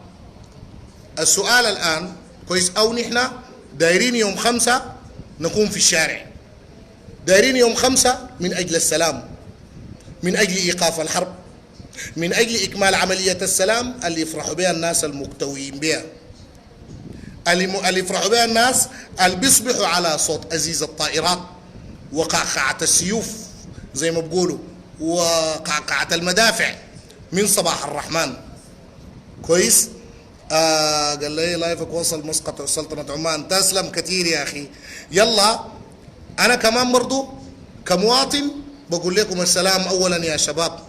ويا ريت اي زول معانا الان، يا ريت اي زول الان فاتح اللايف يا ريت في تعليق تحت اكتب معانا بس تعليق تحت قول معانا السلام اولا يا ريت. او لو ما كتبت السلام اولا يا ريت تكتب معانا ادعم موكب السلام يوم الخميس. ادعم موكب السلام يوم الخميس القادم. يا اكتب معانا ادعم موكب السلام يوم الخميس القادم ولا اكتب معانا السلام اولا يا ريت عشان اي زول يتذكر الكلام ده يا اخواننا. عشان اي زول فتح اللايف طق طق طق طق طق طق طق طق طق طق تجي ولا المساله خلاص. اي زول تجي والتعليقات يقول لا حول السلام السلام السلام هو يخط طوالي انه السلام لابد منه. قال قدامي يا زولي ونحن معاك غلبا وغالب وربنا معاك. الله يحييك يا بكري يا اخي. الف شكر وتقدير لك يا اخي. والله يا تايجر العفو.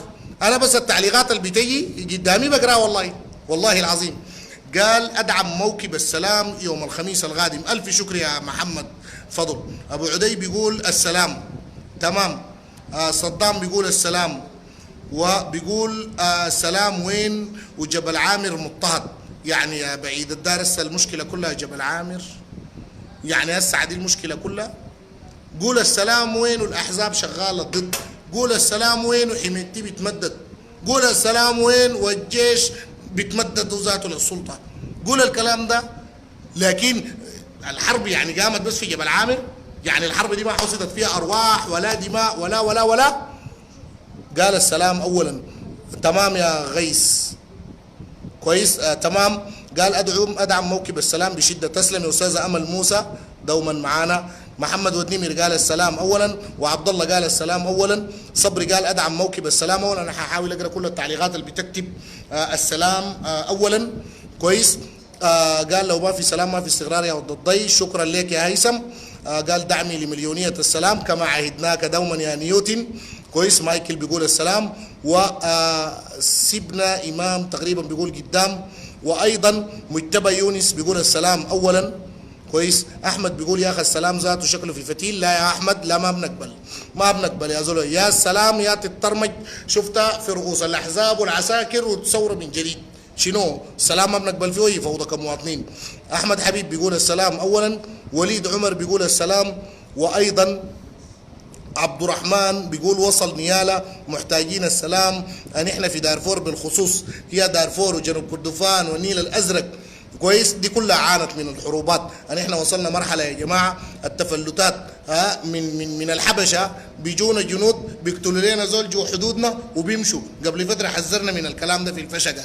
الشغلانيه ماشيه وحدودنا وحمانا اصبحت الان منتهكه. خلاص اصبحنا الان في الحدود ليني العريكه ومستباحي الحمى. الحاجه دي لازم ننتبه لها، ما نستباح الحمى على اقل تقدير. عبد العال الامين بيقول السلام فوق كل شيء. كويس. قال انا الان اشاهدك من المستاب، لك التحيه بدار. شكرا استاذ عبد الله. كويس. قال ندعم السلام وندعمك انت شخصيا ورفقاء النضال. شكرا استاذ الفاضل.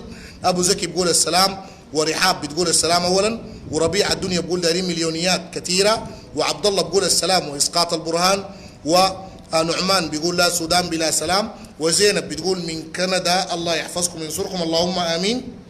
اللهم امين يا اخي، لك التحيه والتجله. كويس. بيقول السلام بناس غير قحط والسلام اساس. شكرا الامين. سلام عقار وعرمان بس ما ينفع. وين الحلو عبد الواحد؟ والله يا استاذ لو داير الحقيقه يا وراك بشكل كبير عبد الواحد رغم احترامنا وتقديرنا وتبجيلنا له، لكن هو قاعد يعرقل في عمليه السلام. لا داير يجي لا داير الناس يجوا. ودي يا جماعه الكلام ده بيدفع ثمنه المواطن كمان. كويس. المفترض كان يقعد للتفاوض يعرف الحاصل، يا رفض من البدايه يا وافق، لكن طبعا لو عمل كده ما بيبقى مسترنو. كويس. دي حاجه. الحاجه الثانيه بالنسبه للحلو، الحلو في شغل اماراتي مخابراتي دايرين يقولوا له او دعموه ببعض الشيء في الفتره اللي فاتت. الان دايرين يقول له ندعمك عشان تخش الخرطوم، ندعمك عشان تكون قوه اقوى او نديده لقوات الدعم السريع والجيش هناك وكده. في شغل زي ده اقول لك صراحه. عشان كده عبد العزيز الحلو نوعا ما القرار ما بيمتلكه كاملا في النقطه دي. اسمع النقطه دي كويس مع احترامي الشديد له. قال السلام اول يا ود الضي منور يا ملك. تسلم يا استاذ معتصم يا اخي. كتر خيركم. قال والله يا ود الضي بحبكم حب يعلم به ورب. شكرا لك يا ياسين يا اخي. شكرا شكرا كثير. في ناس يا جماعه بيقولوا كلام حقيقه بينساب في النفوس وبينزل بطعم الشهد. كويس. وفي اخرين ما بيستمتعوا الا بتجريح الناس. يعني ممكن انت تقوم شنو تختلف معي، تعال اكتب لي رساله واعيه منطقيه، انقد نقد منطقي، حتلقى مني الاحترام والتقدير. لكن لما تجي تشتم هعمل لك بلوك، هحذرك بس وانتهى الكلام، وهتمشي اي صفحه ثانيه هيحذرك برضه لو سويت كده. يبقى ليه تتعرض نفسك من البدايه لحاجه زي دي؟ كويس. بيقول ود الضي راكز حرام راجل تسلم يا معتصم يا اخي. كتر خيرك. كويس. منور يا ود الضي. الله يحييك يا حسن. كويس. والله فعلا يا مفيد الفي البر عوام. كويس. الفي البر عوام. السلام ياتي عن صدق في القول والعمل. الله يحييك يا عبد القادر. فعلا قال لي والله يا احمد ربنا يديك العافيه بس في انقلاب جاي. والله هو الانقلاب ده يعني زي ما قلت لك هو حصل بشكل كبير، انقلاب سياسي كبير، فضل بس اعلان الانقلاب العسكري. بالضبط يا عبد الرحيم محمد، بالضبط. الامارات بتلعب مع حميدتي في خط وعلى حبل، وبتلعب مع عبد العزيز الحلو في حبل. تقول لحميدتي هنا بنديك القوه الكبرى ونديك العناية، وبتقول للحلو نفس الكلام ده. وقبل فتره اضطر حميدتي ذاته انه يمشي الامارات. بالمناسبه قبل فتره مشى الامارات. ليه؟ مشى الامارات لانه عبد العزيز الحلو مشى الامارات وجا راجع، فبقى داير يعرف في شنو، لانه هو بشوف الامارات الدوله الحليفه له، وعبد العزيز الحلو جا راجع. كويس، جا راجع وتم وعده في انه يعني يدعموه جدا وكده. قال يا ود الضي يا اخي بتفط علي غي والله حاجه مزعجه. العفو يا احمد، والله يا احمد ابو دافوع يا دوب الان شفته يا جماعه. والله في كثير من التعليقات كويس والله ناس بيظلمونا ساجد يا اخي. احمد ضي انت ما داير تقرا تعليقي، احمد الضي انت ما، والله العظيم العفو يا اخي. كويس، العفو يا اخي. معقوله يا اخي؟ ليه يا اخي؟ كويس. طيب بيقول انت بيض وتعال عبر عشان نوريك الثوره. يا مهند يا اخي كده اكتب لي تعليق، اديني فهمك، اكتب لي كده رؤيتك. انت رؤيتك للبلد شنو؟ ورؤيتك لحلول الازمات دي شنو؟ رؤيتك السياسيه ونظريتك الاقتصاديه، بالاضافه لانه الصراعات الحزبيه والاجنده الحاصله دي الان تحل بأي طريقه في الوقت اللي فيه في تمدد للعسكر. كده تعال اكتب لنا كلام طويل وعريض نستفيد منه كلنا. احتمال تكون انت افهم زول مننا في ناس. تعال كده قول لنا الكلام ده ونشوف يمكن نستفيد منك ذاته كده. تعال بدل الشتيمه وكده خلاص او هناي. طيب لا والله يا مجاهد ابدا. تسلم يا مهند حمد سعيد يا اخي. نحن الان يا اخواننا متحالفين مع ناس الطرح القادم. الطرح القادم مجموعه كويس، ونحن مستغلين برضه، هم مستغلين نحن مستغلين. ده تحالف تتذكروا قبل فتره قلنا كل النشطاء وكل الكيانات المستغله تعمل تحالف، ومن هنا دي دعوه لكل النشطاء ولكل يا جماعه، دعوه لكل النشطاء ولكل الكيانات المستغله. تعالوا خلونا نتحالف ونخط يدينا، وبعد ذاك بتشوف بعينك انه الضعف والوهن اللي حيضعف الاحزاب اكثر من كده. كويس؟ طيب الصوت ان شاء الله واضح معكم.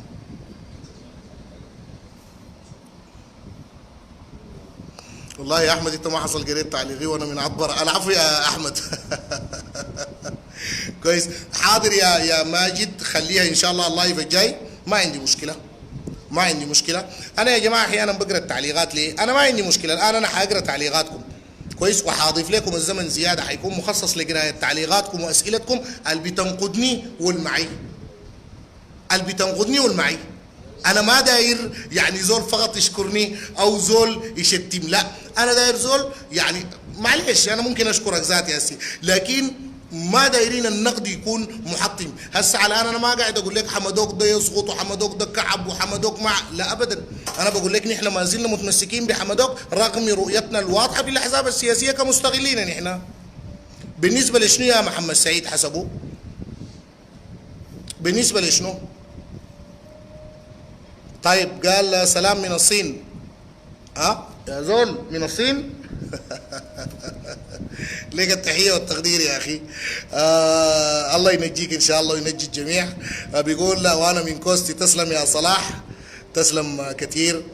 طيب زي ما قلت أنا ما عندي مشكلة في إنه نقرأ كل التعليقات مثلا الموجودة.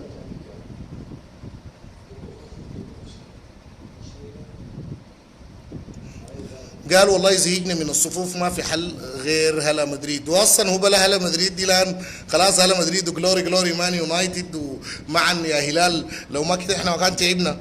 يزس المريخاب والكتالونيين والارسناليين والليفربوليين والله انا مانشستراوي اتمنى ليفربول يشيل الدوري السنه دي، والله اتمنى يا جماعه يا اخي. من 1990 يا اخي لغايه الان بعمر 30 سنه بعمري الان شهر 4 ده بيا انا بتم 30 سنه كويس، وقسم بالله العلي العظيم ليفربول يستحق يشيله.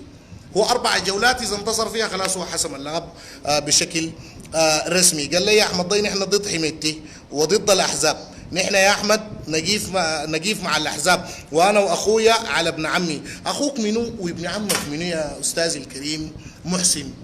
اخوك منو؟ الاحزاب. الاحزاب هي اللي ودتك سلمتك لحميتي وسلمتك للبرهان. الاحزاب هي اللي سلمتك له، هي اللي ادتهم تمدد ونفوذ في السلطه، هي اللي ودتك لهم. اخوك هو اللي وداك لهم زي ما بقولوا. طيب بالمناسبه يا جماعه في نقطه مهمه داير انا اسالها الان كده عليكم انتوا اجابتكم ليها شنو بالمناسبه؟ بيقولوا ليك مثلا احمد الضي، مصعب الضي، زنون، محمد سراج، الناس ديل باعوا القضيه، خانوا الثوره. تقول ليه باع القضيه كيف؟ بيقول لك قعدوا مع حميتي. طيب يا جماعه انتوا داير اسال سؤال، يعني كان الليله الناشط مشى قرا او قعد مع حميتي هناك معناها ده زول باع الوطن؟ ده شنو ده؟ الاحزاب دي دمرت مخاخ الناس للدرجه دي. طيب تمام، قلنا اللي بيمشي بيقعد مع حميتي خان الوطن. طيب ناس العصم ديل ما قعدوا، ناس مدني ديل ما قعدوا علنا وسرا. ليه ما في زول بيتناولهم في الحته دي؟ ليه؟ ولا عشان احزاب وعندهم جروبات ماسنجر من امس بيدرسوا مساله توحيد النشطاء دي ويهاجموها كيف ويفرتقوها كيف؟ خلاص عشان عندهم الناس دي بيحموهم ولا كيف يا جماعه؟ قال لي ده كله عشان تشويه سمعتكم. والله يا بكري لكن شغلانيه حرب قذره جدا، حرب قذره. كويس؟ الاحزاب تقعد مع حميتي، اوه ابطال، افاتارات، رجال قاده الثوره، يا سلام. يمشي احمد الضي، محمد سراج، مصعب الضي، زنون، يقعد مع اسمه شنو؟ يقعد مع حميتي، خاين، عميل، باع الثوره. ده شنو الكيل بمكيالين؟ ما اذا انت تخوض قانون، يا اما انه الناس عادي يمشوا يقعدوا، يا اما انه اللي بيقعدوا ديل كلهم خونه، كان احزاب كان مستقلين. ما هو انت ما عندك شيء ثالث. انت المساله ما اقول لك شنو؟ قال لك منو يا عمر؟ قال لك منو؟ قال لك منو؟ انا جيت اعلنتها في صحيفه الانتباه. انا ما داسي حاجه يا اخوي الكريم، انا اعلنتها في اللايفات قبل ما اي ناشط يقول انا قابلتها. بعدين يا اخواننا انت ناشط على شنو وقت ما بتقابل العساكر وما بتقابل الاحزاب وما بتقابل؟ ما زي ما انا قابلت حميتي وقابلت قيادات، زي ما قابلت قيادات في الحريه والتغيير، زي ما قابلت ابراهيم الشيخ، زي ما قابلت خالد، زي ما قابلت ساطع، زي ما قابلت دين. السؤال ليه المواطنين خلاص، ليه الناس المستقلين لما يمشوا يقعدوا بيقولوا الناس ديل باعوا القضيه، ولما يمشوا الاحزاب بيرقصوا لهم وبطبلوا لهم؟ ده سؤال، ده سؤال، ده سؤال يا جماعه. دقيقه هنا بقيف ونجاوب السؤال ده. السؤال ده مهم جدا يا اخواننا. يجيك واحد ديل باعوا القضيه، يا اخي ما لهم سووا شنو يا اخي؟ قعدوا مع احمد جي يا اخي. الله انا اطلع لك رئيس معاك ذاته قاعد مع احمد، انت جنيت؟ انت قايل احنا ما عارفين؟ الغالي قال القعاد مع حميتي او البرهان ما جريمه بل التشاور يا احمد، وربما يكون فايض عليهم اشياء كثيره. بالفعل يا الغالي، ما المشكله في عدم ادراك سياسي لكثير من الناس. يا اخي فوضنا نفسنا يا اسامه محمد. قال السؤال يا احمد من فوضكم لتجلسوا مع حميتي؟ فوضنا نفسنا برانا. احنا ما مشينا قعدنا باسمك ولا مشينا قعدنا باسم الشارع. زولنا هدو قالوا لي تعال مشى قاعد سمع وجا طالع في شنو؟ وين المشكله؟ وين؟ كده وريني. انتوا بتخلوا الناس الوقعوا على فض الاعتصام وبتتجاهلوا الموضوع ده لانه الناس دي خوافه وقلوبها كبيره، خايفه. كثير من الناس خايفين انه يواجهوا الاحزاب بالكلام ده. اي زول اللي وغالبيه الناشطين كويس جرهم بالفهم ده، الا بدينا نحلحل فيهم شويه شويه. كويس؟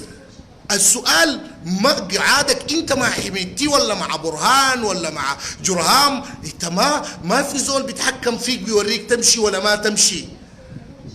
ما تسمع لي بلادة كثير من الناس المنخمين للاحزاب دين.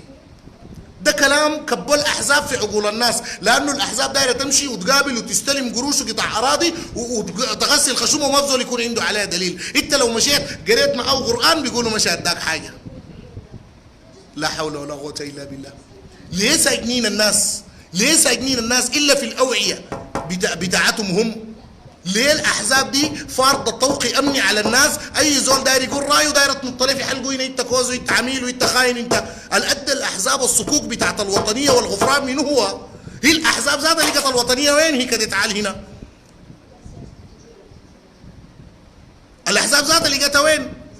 خالد سلك، خالد عمر يوسف. انا مسؤول على هذا الكلام يا خالد عمر يوسف. انت غادرت الساعة 2:30 أو 3 صباحا من أرض الاعتصام بعد ما اتصل عليك البرهان، وجيتوا ناس التروس قالوا لك ماشي وين يا خالد أقيف معانا؟ قلت لهم دقيقة أنا ماشي وجاي. قالوا لك العساكر بتاعين الدعم السريع والعساكر بتاعين الجهاز اللي بالجهة الثانية يا هم ديل قاعدين يستفزوا فينا من جبال، والناس دي شكلهم ما ناويين على خير. قلت لهم أنا بتصرف، ركبت في كيلك وجريت. مشيت وين يا خالد سلك؟ ثاني يوم ظهرت في مطعم باب اليمن هناك في شارع المطار. يا خليك الله ما تخلونا نتكلم نطلع فضايحكم يا احزاب يا سياسيه يا اخي. انا بقول الكلام ده انا قاعد في السودان، انا بقول الكلام ده وقاعد في صالحه، انا بقول الكلام ده قاعد في مدرمان، انا بقول الكلام ده انا ما مدسي. انا بقول الكلام ده وبقوله في الافران وبقوله في الميادين وبقوله في المنتديات وبقوله في اي مكان. انا ما خايف من حاجه، لكن انا اتمنى في مرحله معينه ما نصلها يا احزاب يا سياسيه نقوم نفت حاجاتكم اللي عملتوها كلها. قصة فضيتوا الاعتصام دي قصة ضمير وذمة ما قدرنا ندسها ولا حندسها لكم. لكن قصة انكم تاني يوم فرحانين بتاكلوا في باب اليمن ولا هو المطعم بتاع اليمن اللي في شارع المطار ده يا خالد سيلك ومتشيك ومتعطر في الوقت اللي فيه امبارح شهداء التروس حنسوك قال لك يا اخي تعال قيف معانا بيت تقيف معاهم. انت دمك اغلى منهم؟ انت اغلى منهم؟ انت شنو انت بالنسبة للشهداء دي؟ انا شنو بالنسبة للشهداء؟ كل الناس دي بالنسبة للشهداء شنو؟ لا حول ولا قوة إلا بالله. والله يا أحزاب أقسم بالله العلي العظيم وكتابه الكريم، الأحزاب في حياة 100,000 حاجة ما قلتها عن الدقير، 100,000 حاجة ما قلتها عن ساطع الحاج، 100,000 حاجة ما قلتها لك عن الأصم، 100,000 حاجة ما قلتها عن مدني عباس، 100,000 حاجة ما قلتها لك عن الرشيد، 100,000 في حاجات كثيرة أنا ساكت بها والنشطة ساكتين بها، لكن تأكدوا لو أنا فتحت خشمي فيها حتدور فيكم لايفات من كل الناشطين، وقسم بالله تملك الحقيقة دي لأي مواطن. ولو نطق فيها اي واحد من الناشطين اللي معانا كلنا حندور لايفات في الكلام ده. ما تخلونا نتكلم في الامور دي.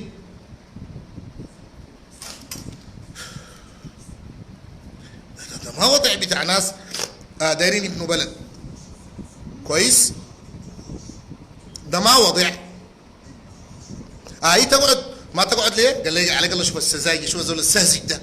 قال لي هل كون الاحزاب قعدت مع حميتي تقعد؟ بقعد والله اقعد واقسم بالله اقعد على مستوى الشارع العام كمان. انت مالك رجل رهين للرجال وللناس زي ده. هم يمشي يقعدوا يجي يحرموا عليك القعده، انت تمشي تقعد ما تقعد بخطتك وبفهمك، مش تقعد عشان تتسول ليه وتقول لي اديني حاجه، مش تمشي تقعد عشان تقول لي جيبني رئيس وزراء ولا تقول لي وانا داير اوقع على فضل الاعتصام.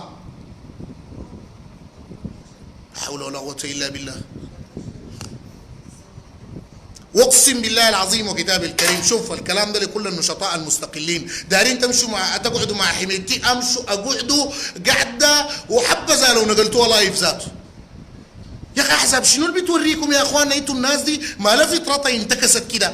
احزاب شنو اللي بتوريكم تقعدوا مع منو ولا ما تقعدوا مع منو؟ امشي اقعدوا مع حميتي واخلفوا كرعينكم، اقعدوا مع البرهان واخلفوا كرعينكم، امشوا اقعدوا مع حمدوك هناك، امشوا اقعدوا مع حمدوك وتأدبوا في حضرته، امشوا اقعدوا هناك مع الوزراء زي ما عايزين.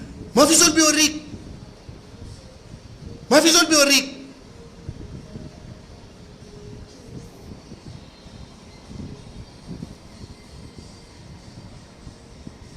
كلام صعب خلاص.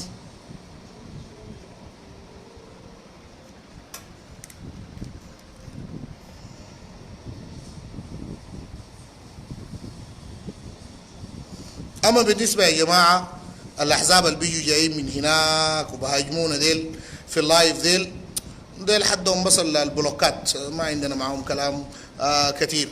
الناس اللي بيقول لي يتكلم انا منتظر للحظه ما بتطيش يسمعوا الكلام ده، ما بتطيش كويس. واقسم بالله العلي العظيم، واقسم بالله العلي العظيم وكتابه الكريم والله في سماوه الأحزاب تاني يصروا يهاجموا المستقلين عبر صفحاتهم وعبر إيميلاتهم وعبر جروباتهم وعبر شنو، وعزة الله ما نكتنا أهم الملفات الماسكة عليهم المجلس العسكري. أقسم بالله العلي العظيم الزول القانوني التابع للحرية والتغيير هو قانوني هو قانوني ومعروف لدى الكل بالكلام ده، ومن الأحزاب الصغيرة كمان حتى لو قديمة لكن صغيرة. اللي هددوه بقطعة أرض في كافوري أدى له عمر البشير وهو بيدعي النضال، اللي هددوه بها لغاية الآن ساكت ما قادر يتكلم. اللي تهدد بأوباما، اللي تهدد بقطعة أرض في الفتحات. لا حول ولا قوة إلا بالله العلي العظيم. يا أخي ده كلام صعب خلاص يا أخي. فأنا أنا أنا أنا بالنسبة للأحزاب مرحب المقداد، أهلا وسهلا، مرحب بك، مرحب كل الشباب. في حقائق يا إخواننا قد تكون أنت في مرات ما محتاج لها، لكن في حقائق. يعني أنا طلعت في الإعلام بعد فضل الاعتصام وبكل صراحة ووضوح قلت الكلام ده بالسريع، قلت الأحزاب وقعت على فضل الاعتصام، دي حقيقة ما بتحتمل التأخير، دي حقيقة أنا قلتها، دي حقيقة أنا قلتها، وقلت أنا محاسب عليها قانونيا، أنا محاسب عليها قانونيا. كويس؟ إذا الكلام ده غلط خليهم يفتحوا بلاغاتهم، إذا الكلام ده غلط دي حته ما بتتدسى. اما قصه خالد سلك اتصل عليه والبرهان كويس وعمر الدقير وكان متابع مع منو وغيره من الكلام ده، يعني بعدين يا اسمك منو نبيل اديب امبارح جايبينه في الجزيره ولا هم تين كده يا اخواننا. لايك شير كده، لايك شير، خلونا نشرب مويه يا اخي، خلونا نشرب مويه يا اخي. تجيب سيره القحاته دي ذاته، شفتها خشمك ذاته شنو هنا بيقحط علي احمد قال لي يا اخي يكفي انك ناشط مستقل تقعد مع حميدتي، انا شخصيا لو لاقي طريقه اقعد مع ابو اهل ذاته. والله يا علي اقول لك حاجه، اقسم بالله انا ما عندي العقد اللي بيخطوها الاحزاب في الناشطين ديل كويس، ما عندي العقد يا اخي. الناشطين الاحزاب بيمشوا بقعدوا وبيمشوا بقعدوا وبيجوا بيقولوا للناس ما تقعدوا. في سياسي ما بيمشي بيقعد بيقابل عسكر ولا مدنيين؟ ده فاهم شنو المقلوب ده شنو ده التجريم والتخوين ده؟ اذا هم بيخونونا بدي نحن بنخونهم ببيناتهم اللي عملوها. انا قلت الكلام ده وانا قدر الكلام اللي بقول فيه ده، وانا قاعد جوا الخرطوم، انا تاني بعيد الكلام ده، انا قاعد في الخرطوم في ام درمان في الصالح. إذا أنا غلطان ديك يا المحاكم القضائية تعال واجهني عديل، أنت لو أنا كذبت فيك ولا غشيت عليك ولا خربت سمعتك، أنتوا زي ما بتحاربونا بكده إحنا حنقوم نتلفت عليكم في الموضوع ده، حنتلفت عليكم في مواضيعكم دي كلها السايقين بها الناس. حتى الناس اللي كان معاكم جوا الحرية والتغيير، والناس اللي كانوا في حزب بعث، والناس اللي كانوا في حزب الشيوعي، الحزب الشيوعي والناصري وغيرهم، خلاص القعدوا واستلموا وغيرهم، يا اخي بعد ده بنمرقهم للراي العام يا اخي، وده هو القضاء. قلوبكم بتتراجف وبتخاف انتوا كاحزاب لما تسمعوا الكلام ده، لانه عارفين انتوا عملتوا شنو. يبقى احسن توقفوا ظلم، لانه بعد ده كان اتلفتنا عليكم بالاشياء الموجوده، وعزه الله تعالى وعزه الله ما بتحملوها. انا داير اشرب لي مويه يزينكم. لايك شير يا اخواننا لايك شير عليك الله للفيديو ده، عليك الله خليه القحاده دي اللي يصلوا كويس. اللايك اسفل الفيديو على يدك اليمين، الشير اسفل الفيديو على يدك اليسار، زايد ملصقات كده ساعدونا يا اخوانا نشرب لنا مويه.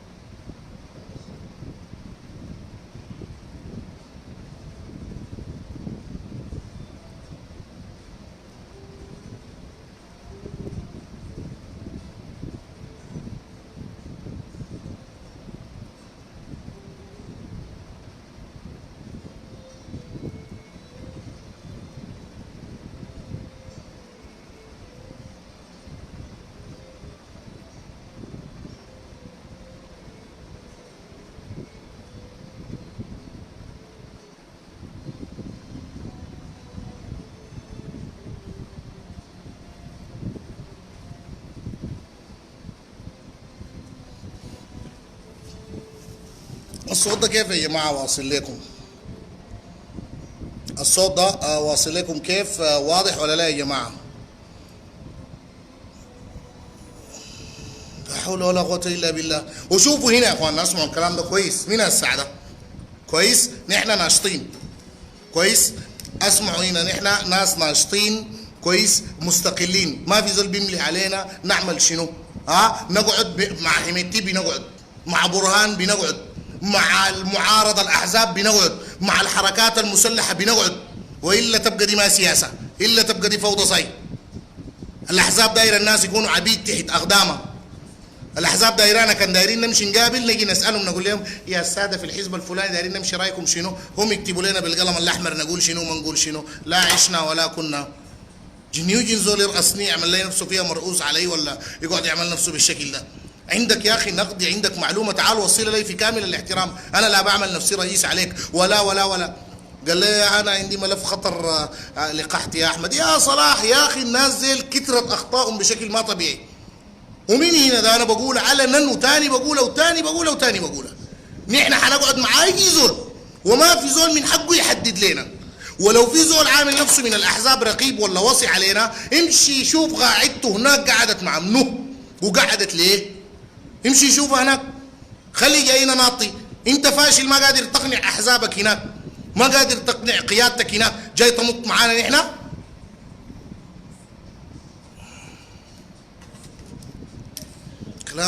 كلام مزعج. يا ود الله يخليكم كتله واحده ولا تتفرغوا فتفشلوا فتذهب ريحكم. شكرا لك يا استاذ صلاح. نحن لينا في الاحزاب الان عبره. نحن شايفين الاحزاب الان هي ممزقه ومفرتقه. قدر شنو؟ شفناها اتكرهت كيف في الشارع العام، شفنا عدم قبولها بقى عالي كيف، شفنا الفرتقه. يا جماعه انتوا عارفين الاحزاب شغاله كيف؟ مثلا الاحزاب بيجوا بيقعدوا في التراب ده وبيتناقشوا. الكلام ده حصل جد. اسمعوا الكلام ده، الكلام ده حصل جد. في الصحافه حصل، في مدرمانات، نقول الحتات ولا لا؟ حصل الكلام ده من الاحزاب. بيقعد الحزب الشيوعي بيقول انا وزاره الخارجيه دي حقتي ما بتنازل عنها. طبعا هنا بيكون في 5 ماتوا في ابيي وما بكون جايب لهم خبر. ما يموتوا يعني شنو عنده؟ ما بيهمه لك انسان. كويس، ماله مال دماء الشهيد بابكر، ماله مال الحياه دي. هو كشيوعي فهمت؟ بيقول بتلقاهم بيتقالعوا كده انا وزاره الخارجيه حقتي. داك هناك أنا الكهرباء حقتنا أمة عربية وذات رسالة خالدة، أنا بعثي. أمشي لمشي العفلق، أمشي ومشي العفلق ذاته كان لقاك السيدتين اللي بتوعي في السودان ده أمة عربية ورسالة واحدة وبعث عربي. هسه كان لقاك مشي العفلق بيقول لك أخي نحن قلنا هذا الحزب للعرب كمان مش للعرب. بيقول لك للعرب حسب نطق الشوام. كويس، بيقول لك للعرب ولم نقل للأفارقة. هل يوم داك تمشي وين؟ صدق تاور اعمل حسابك ما يلاقوك ناس البعث البر ديل. كويس؟ ما ممكن يا شغلانيه عجيبه. خلاص افكار اكلت دهره عليها وشرب. كويس؟ فشنو؟ بيجي بيقول لك الكلام ده. الليله الاحزاب بيجوا البعث بيقول انا حقتي وزاره الكهرباء. وشوف نحن قاعدين ناكل الان قلت لك من الاحتياط بتاعنا. نحن الان الاحتياط بتاعنا فضل له 4-5 يوم. الاحتياط الليله بتاع النقد الاجنبي، احتياط القمح انتهى. في زول جايب خبر للمعلومه دي بيشغلوك بالرئيس الالماني. يا زول دي مجاعه، دي مجاعه تقول لها الرئيس الالماني. الرئيس الالماني ذاته ما فضيحه عليك يجي يشوف شعبك جيعان زي ده، يجي يشوف انت ما حققت ولا هدف من اهداف الثوره. عينت في وش الرئيس الالماني ده كيف؟ انا داير اعرف. مدني الله يسالك عينت له كيف؟ لا حول ولا قوه الا بالله العلي العظيم. كويس؟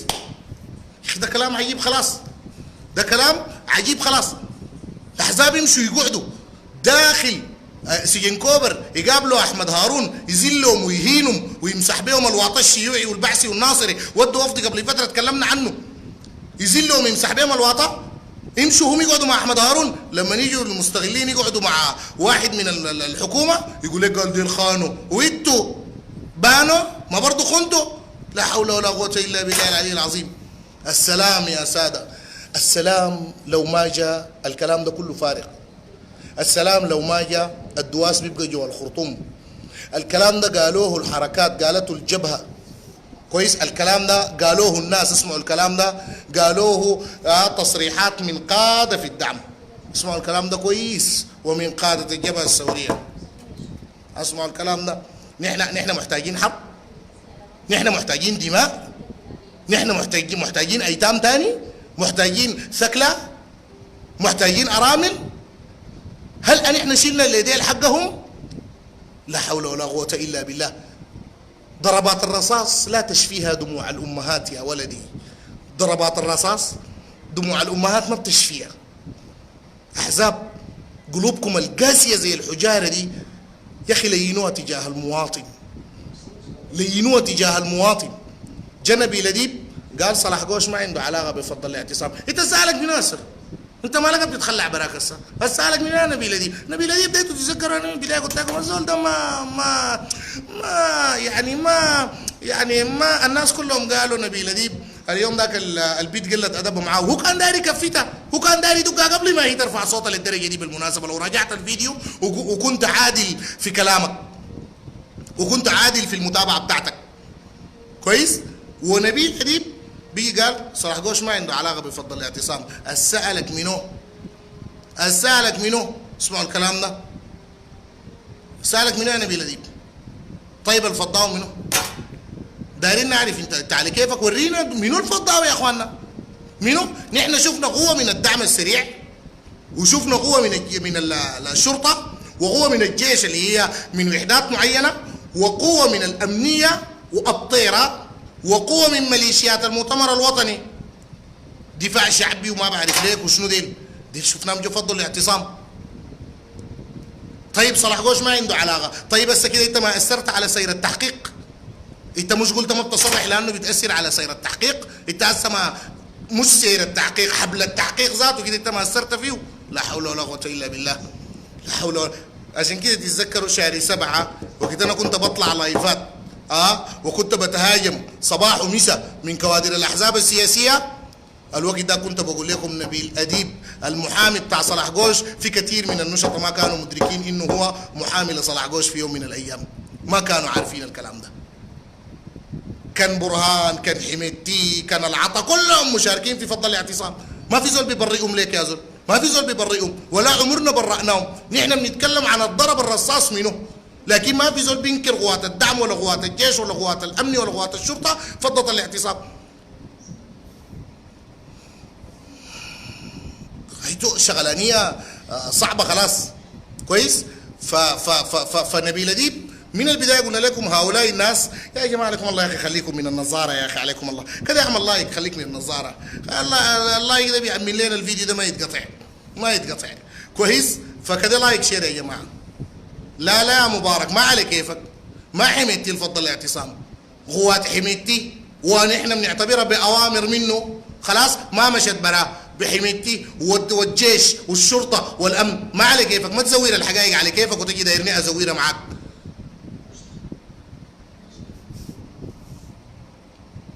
قال لي لانك كنت على حق الشعبي كان ماشي بكلام الاحزاب. يلا الاحزاب دي هسه في ناس يا دوب ادركوا الحته دي، يا دوب ادركوا انه الاحزاب دقت بيم كويس. هناي والله يا عبد الله ابراهيم لك التحيه. انا مستقل وساظل مستقل. انا حته اني اتبرمج وهناي دي ما بتنفع معي. فقال لي متكيف منك البته. تسلم يا الارغم. عليكم السلام يا استاذ عماد محمد. يا اخواننا كده النظاره زي ما قلنا خليكم. هسه في كم نفر كتبوا لي النظاره، وهذه النظاره مسكينه جدا تعاني ازعاج عام من كل المتابعين حتى على مستوى الشارع العام كويس. زنون امبارح في اللايف شال مني ظلما وعلوا، وكذلك محمد سراج الليله، وقبل اليوم عندنا نظاره شالها مصعب. فشنو ساعدونا باللايك والشير يا جماعه. قال لي يا زول حميتي مشاركه حقيقيه بفضل الاعتصام. مجدي ما في حاجه اسمها مشاركه حقيقيه ومشاركه خياليه. اي زول نزل جندي من الناس وفضل الاعتصام هو مسؤول. نحن هسه حميتي مسؤول عندنا في فضل الاعتصام، برهان مسؤول، ياسر العطا مسؤول، الشرطه مسؤوله. ما في حاجه اسمها الدعم السريع هو الفضل الاعتصام. في حاجه اسمها الدعم والجيش والشرطه والامن وميليشيات المؤتمر الوطني والحركه الاسلاميه. دي حقائق واضحه ولا بتتزور لك والله قدروا. انا احترمك يعني، اظن انك مش انت الزول داير تزور، لكن في ناس دايرين يقلبوا الحقيقه ويلوا عنق الحقيقه. لا نحن بنقول الحقيقه شايفينها زي ما لا حول ولا قوه الا بالله كويس. السلام اولا يا اخواننا، السلام اولا. موكب الخميس يا جماعه، موكب الخميس ضروري نكون موجودين. ضروري نكون موجودين. وطلقة زايد بندقية تختف اللقمة الهنية من أصابع طفل جائع، أمه حزنانة وشقية. كويس، أمه حزنانة وشقية. قال طيب ليه الناس كلها موجهة الحملة على الدعم السريع؟ والله يا يعقوب، أول حاجة الإعلام بتاع قوش. يعني مثلا قوش رتب المرحلة دي عشان يجي هو رئيس البلد، وإنه يكون حمايتي والدعم السريع حامين له. أنت معي كده، ركز معي في النقطة دي كويس.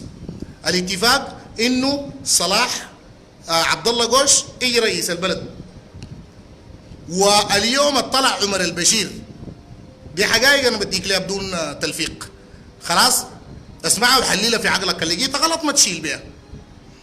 اليوم بتاع 22/2 لما البشير طلع واعلن قانون الطوارئ، تتذكروا؟ طيب اليوم اطلع عمر البشير واعلن قانون الطوارئ، كان في اتفاق بينه وبين صلاح قوش. يا اخوانا كده لايك شير، خلوا الكلام ده يوصل لكل الناس. لايك شير يا شباب، اللايك اسفل الفيديو على يدك اليمين، الشير اسفل الفيديو على يدك اليسار. الاتفاق كان بين البشير وبين صلاح قوش انه البشير حيتخلى عن السلطه، ما حيترشح 2020، وانه حيكون في حوار وطني. كويس، وانه حيتنازل عن المؤتمر الوطني كرئيس، وحيعين رئيس او حيخليها هم يعينوه من الداخل شورى المؤتمر الوطني. عمر البشير اتفق مع صلاح قوش على الكلام ده، مشى خش في اجتماع مع ناس اسمه شنو، مع المكتب القيادي المؤتمر الوطني. المؤتمر الوطني قال لها السيد الرئيس جنيت، ويا زول كيف يعني تستغل؟ لا حول ولا لا ما قلت لكم قوش ده يهودي؟ نعم انه من اليهود، نعم ابو فين ده؟ البشير غير رايه. هم تين البشير كان عنده كلمه اساسا. خلاص البشير غير رايه، جا طالع جا قال العدميه وشنو كان قال اللي هي الخطه الصفريه وكده. كويس، قالوا الكلام ده، فالناس كلها انتظرت. كويس، خطاب عمر البشير لما جاء قال الكلام ده وانسحب من كلامه. خلاص يا رافع بابكر قال يا رب ترزقني من الله يفدا وين السحاب. غايته كان صادق، ربنا ان شاء الله يعينك ويا هدى بثبت لك رقمك كحسن نوايا. وكان بيتهزر ساي، احذف التعليق سامحناك. في واحد عنده لايف بيجلد فيك عبد الرحمن، من حقهم اي زول يقول رايه فينا، يهاجمنا، يدافع عننا، يحاربنا، من حقهم. لكن اسمع اي هجمه اليومين ديل اللايفات والشنو دي كلها ديل محرشات من الاحزاب، يا كوادر احزاب يا مستغلين بتحرشوا احزاب بالتلفون، تقول لهم هاجموا الناس عشان يفرتقوا الشغل بتاعنا بتاع الوحده، لانه الاحزاب حسوده وقلبها اسود تجاه النشط المستغلين ما دايرين يمشوا. على اي حال الكلام طويل. طيب هذا العمر حسن احمد البشكير جاء طلع وخلف الكلام اللي قالوا هنا في الموقف ده. صلاح قوش قال كلمه خلاص شهيره، قال الخطه بقى، قال كده. كويس، قال كلامك كله منطقي بالنسبه لي. العفو يا استاذ ملهم، وهي دي حقائق نحن بنقولها يمكن غايبه على بعض الناس، وفي ناس عارفين اكثر مننا. كويس، قال الخطه بقى معناه قال يدعموا حراك الشارع، معناها بعد ده البشير ده ما بيتشال. اذا حاول صلاح قوش يشيل البشير بالقوه غد يفشل. كويس، او غد يسبب له مشاكل كثيره ويطلب في المحكمه الجنائيه، لانه حيكون في موت ثقيل وكلام وخراب وتهجير. طيب الحل انه صلاح قوش تحت الطاوله يقوم يدعم المظاهرات في الشارع. السوار لا قال لي ادعمنا، لا قال لي دايرين منك دعم، ولا كانوا هنا. لكن السوار استعاملوا ذاته مع صلاح قوش بقمه الذكاء، قدروا يستخدموه في اختراق احدى المنظومات الامنيه في البلد، جهاز الامن. هنا صلاح قوش بدا يمد في انه الناس تمشي الشارع، وانه وجا في التسجيل تتذكروه وقلنا لهم ما دايرين الناس تتظاهر خارج الاحياء، تتذكروه؟ كان بيقول كده، وكان بيحرش في الناس انه يتظاهروا. عشان كده يوم 6 ابريل سحب القوه قاصد. الزول جاي يا جماعه، كويس، الزول جاي باقي رئيس خلاص، واتفق مع حميدتي على الكلام ده ومن بدري. كويس، ومن بدري جاي عليك مرحبا، جاي لي احمد لك التحيه، جاي عليها. كويس، انا ذكرتها البدايه لكن حاذكرها لك الان.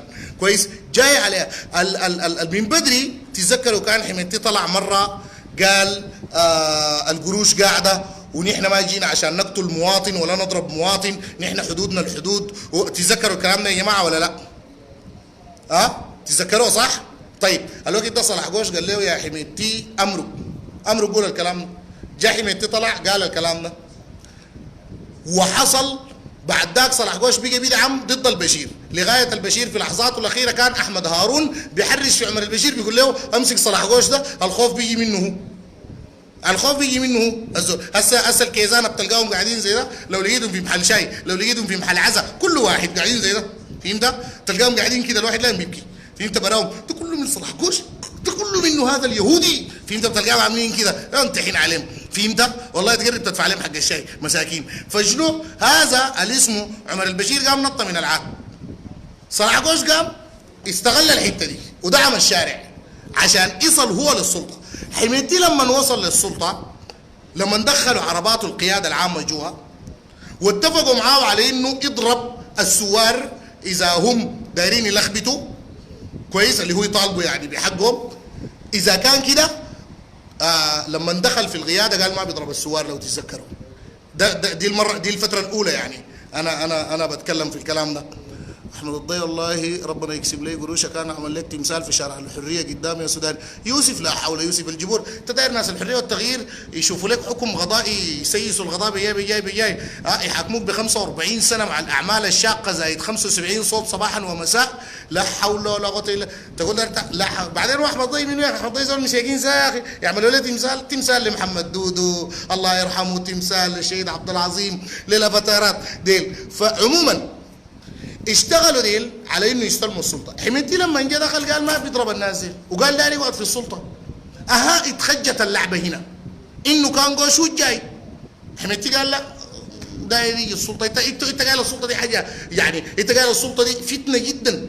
السلطه دي انت لو ما عملت حسابك كويس، لو ما عملت حسابك والله العظيم بتتعب كويس، لانها بتخليك طوالي تدقس يعني. فده قاعد في الكرسي ولقاه سمح وقال والله بكان كنت سم وقعد، معناه ما داير يمشي البتة. هنا حصلت الخيانة من حميدتي، وهناك صلاح قوش بقى بين جا قدر ورطوا بعد ذاك في فضل الاعتصام ولعب بيها ككرت ضاغط ضاغط ضاغط ضاغط ضاغط لمن بهناك عليه. اسمع الكلام ده كويس. فالكلام كثير يا اخواننا، وانا ما داير اطول، لكن حبيت ارد خلاص على عندي اسطوانه مسجله يا مبارك.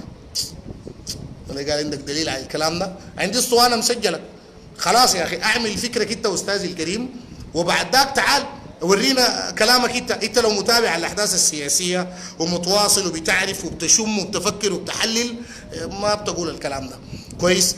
قال لي شكرا كثير على الطرح بكل شفافيه، وعندي طلب اتمنى يكون اللايف في وقت مبكر حتى نتمكن من المشاهده ان شاء الله يا استاذي مهند سبيل باذن الله رب العالمين كويس. فاختلف القوم في مساله السلطه، منو اللي هيبقى رئيس ومنو، ودي صراعات طبيعيه قاعد تحدث في السلطه دائما وابدا كويس. ده بالنسبه للموضوع الزول اللي سالني في حته الخلاف وحته انه حميدتي جاي رئيس. هسه حميدتي بقى هو جاي رئيس كويس. انا يا جايلي بيسالني جايلي احمد بيقول لي يا اخي تصريحات حميدتي ما لنا احنا جينا متاخرين. حميدتي صرح قال ما في مجلس تشريعي كويس، ما في مجلس تشريعي ولا في ولاء الا يتم السلام. وهو انا واحد من الناس انا مع الكلام ده، انا مع انه ما في مجلس تشريعي ولا ولايات الا بعد السلام، لكن المشكله معناها الان حميدتي تمدد كعسكري واحكم السلطه واحكم المقاليد، معناها المدنيين ما قادرين يفتحوا خشومهم كويس. المدنيين معناها بيقوا ما قادرين يفتحوا خشومهم. حميدتي صرح التصريح ده قبل شويه، صرح التصريح ده قبل شويه. لا حول ولا قوه الا بالله. فنحن بنسال ليه البلد دي بيحصل فيها الكلام ده؟ وليه بيجوا بيغشونا بيقول لنا دي دوله مدنيه وهي ولا ربع مدنيه؟ ليه يا جماعه؟ نحن بنسال ليه؟ اتكلمنا عن انه يا جيلي انه قبل يومين حميدتي خرج له 4000 في سنار، وقبلها بكم يوم خرج هناك على مستوى دارفور كويس، خرج اسمه شنو 14,000، وعنده تخريج يوم 7/3 الجاي ده. والاحزاب هنا شغالين بيتماحقوا بيناتهم وبيتداوسوا بيناتهم وبيتصارعوا، والمواطن عطشان وجيعان ومواصلات ماف. اسمع الكلام ده، اسمع الكلام. احزاب الشارع المرق معاكم المره الاولى، المره دي ما بيمرق معاكم. كويس؟ اسمعوا الكلام ده، نركز عديل في الكلام ده يا جماعه. من الليله ولقدام، من الليله ولقدام اتاكد تماما يا حزب يا سياسي، المره دي الناس ما بيمرقوا معاك في الشارع، المره دي بيمرقوا معاك. وعادي الشعب ممكن يفضل العسكر عليك اذا حس انه بوفروا له امان وبوفروا له صحه وتعليم وغيرها، ودي حقيقه عارفينها الاحزاب السياسيه. طيب يا احزاب، انتوا كان من البدايه تلتزموا تحترموا نفسكم، تعدوا نفسكم للفتره الجايه بعد الانتخابات. بعد حصلت انتخابات تعالوا انتوا كاحزاب مرحب بكم على العين والراس. ما في دوله بدون احزاب، ما في ديمقراطيه بدون احزاب. لكن الان انتوا تنقضوا الوثيقه وترتكبوا الكبيره دي وتجوا دايرين تمشوا لقدام. كيف يا اخواننا؟ بيعطوا منطق. عشان كده العساكر متسلطين عليكم، عشان كده الان عساكر متسلطين، لانه انتوا خرقتوا الوثيقه الدستوريه. انتوا خرقتوا الوثيقه الدستوريه. العساكر بيجوا يعينوا ليك زي ده بيضحكوا فيك. انت خرقت الوثيقه اديتهم فرقه، الان بيجوا هم بيخرقوا في الوثيقه زي ما دايرين. مركزين معايا يا جماعه في الكلام ده؟ الان هم بيجوا مركزين مع الوثيقه الدستوريه. يعني انت بتفتكر بالمناسبه اقول لكم حاجه، الكلمه دي قد بعض الناس ما يقبلوها، لكن انا بقولها بصراحه شديده جدا. وانا يا جماعه ما داير اديس حاجه، ما داير اديس. وحياة الله حميدتي شغال، قسم بالله واحد بيقول لي حميدتي شغال شغل داير يجي رئيس، وشغال شغل في الهامش ما يعلم به الا الله، ما يعلم به الا الله. والاحزاب دي حتى هنا جبل اولي هذا ما لحقوا في الشغل. اسمعوا الكلام ده كويس؟ طيب اقسم بالله العظيم كويس، انا في شلاك بانت جاري كان بالحيطه شمس الدين كباشي اللي هو لسنوات طويله، لاكثر من 11 سنه. كويس؟ اللواء شمس الدين كباشي من تقريبا وقته كان مقدم او عقيد. اولاده ناس محمد شمس الدين وديل وكده، يعني بنعرفهم وجيراننا. اقول لك عديل، شمس الدين كباشي ده متفوق في الدورات بتاعته بشكل ما طبيعي. انا قلت الكلام ده ليه؟ لانه بيجيك واحد من هناك بيقول لك اوه شمس الدين كباشي ده واحد جاهل. والله العظيم ما جاهل، وقسم بالله اذكى من وفدك بتاع الحريه والتغيير. والدليل على كده مشى فيك الوثيقه الدستوريه بالطريقه الدائره، هو ما بالطريقه الدائره انت كاحزاب. اسمعوا الكلام ده يا جماعه. كلنا بنكره علي عثمان محمد طه، لكن هل علي عثمان محمد طه ما ذكي؟ دي ما حقائق تقولوها.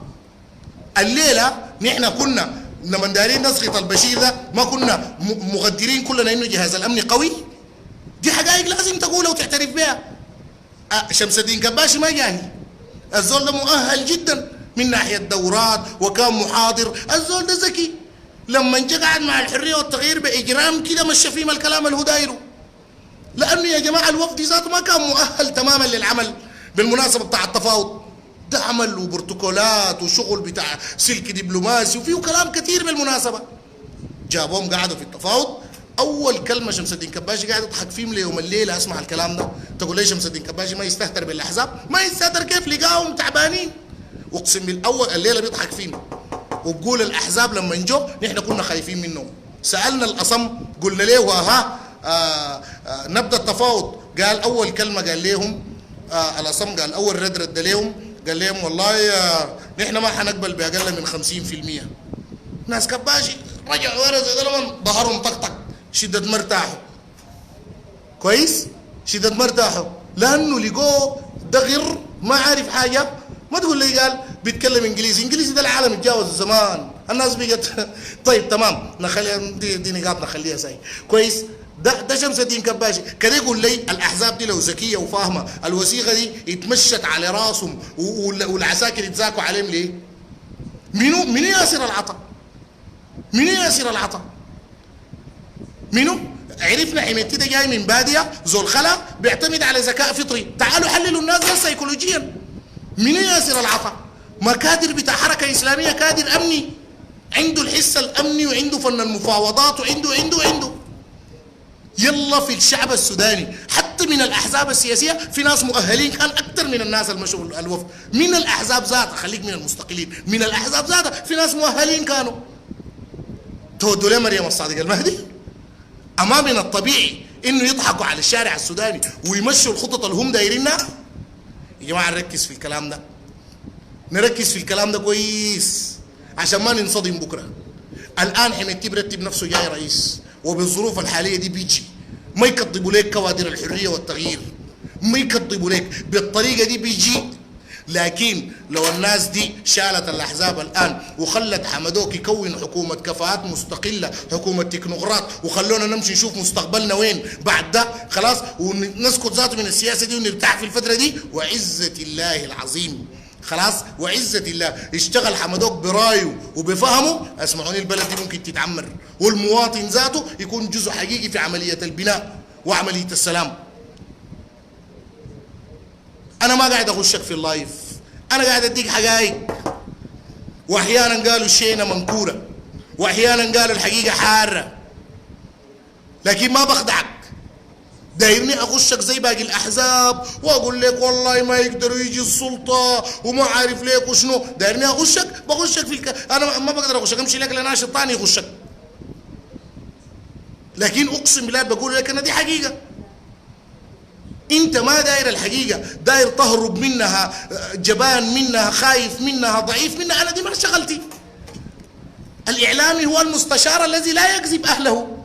انا ما بقدر اغشك، انا زول اعلامي وسياسي، ما بقدر اجي اغشك اقول لك والله يا اخي الكلام ده ما كده. الحريه والتغيير قاعد يخدعوك، قاعد يغشوك لليله ما في زول ورانا نتيجه اللجنه لغايه اللجنه بتاعت القمعونه فيها يوم 20 جو الشوك السفير الالماني ولا الرئيس الالماني جاء وما بعرف ليك وكده. اسمعوا الكلام ده كويس. ليه ما جابوا لك نتيجه الشهيد نزار الله يرحمه ويحسن اليه؟ ليه ما في زول عارفه؟ مع انه الناس كلها عارفه الزول ده اغتيال واسرته طلعت صرحت في الاعلام بالكلام ده، وجابوا تغيير طبي مضروب كويس من البدايه، واضح العمليه فيها غش. وين الليله؟ ده سؤال. في ناس بيسالوني ماذا حدث لحمدوك اللي هم ديل جو السليق انا قلت الكلام ده قبل من بدايه اللايف يا اخواننا. حمدوك في بعض الناس رشقوا سيارته بالحجاره في كسل الليله وتظاهروا وقفلوا الشارع وعملوا اشياء كثيره. نحن قلنا من حقهم يحرقوا ليستيك، من حقهم يتظاهروا في وشه في قدامه وكده، لكن ما من حقهم يعني يرشقوا العنايه بالحجاره، ولا من حقهم يميلوا للعنف. نحن ثورتنا دي سلميه ودارين نحافظ عليها سلميه. ويا جماعه حمدوك ده ما الزول اللي بيتفلق ذاته، اقسم بالله العظيم نكون واضحين. انا والله اكثر زول زعلان منه، اكثر زول زعلان منه لانه قاعد يرخي اضانه للاحزاب. الاحزاب دي قاعده تشوه صورته وقاعده تكرهه للناس. الان الاحزاب دي لو ما زحت من حمدوك حتسقطوا وتقعد، حتسقطوا. صدق اللي قال انه حيضحوا بهم كلهم كبش فداء. يا جماعه الوضع بتاعنا صعب جدا، ربنا يدي العافيه. في الختام يا اخواننا اللي عنده سؤال منه في الختام ممكن بعد ده نجاوب. هي النغمه دي يا بدر موسى بقت لافه، هي النغمه بتاعت حميدتي ولا الاحزاب دي بقت لافه كويس. ونحن بنقول بدل تقول حميدتي ولا الاحزاب قول حكومه كفاءات وطنيه مستقله انقذ بها البلد كويس. دي حاجه. الحاجه الثانيه، تسلم يا ملهم محجوب، تسلم كثير يا اخي كويس. الناس كلها بقت متوقعه حاجه تحصل. كل الحقائق قلتها قبل فتره ثبتت لنا الايام كلمه. تسلم يا نيوتن، العفو والله هي دي حقائق انا قاعد اقولها فقط. قال دايرين سلام، دايرين ثوره زراعيه وصناعيه ان شاء الله، لكن ده بيجي كيف يا الملكي؟ ده بيجي بحكومه تكنوقراط مختصه، ما بيجي بحكومه احزاب متناحره متشاكله خلاص بيناتها. ده ما بيتحقق الكلام ده كده.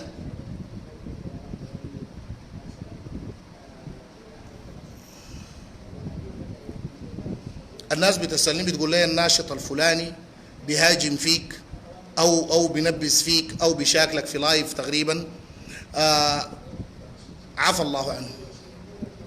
نحن الآن في موضوع بتاع اتحاد نشطاء مستقلين وعاكفين على كتابة ميثاق بتاع شرف وقسم خلاص، وموضوع بتاع إعادة الثورة للنصاب الصحيح ما فاضيين لجرنا يعني اي زول بينفخوه ولا احزاب ولا بحرشوه بالماسنجر ولا الواتس بيقول له هاي فلان ولا فلان وفرتك لنا الشغل ده، احنا ما حنرد عليه.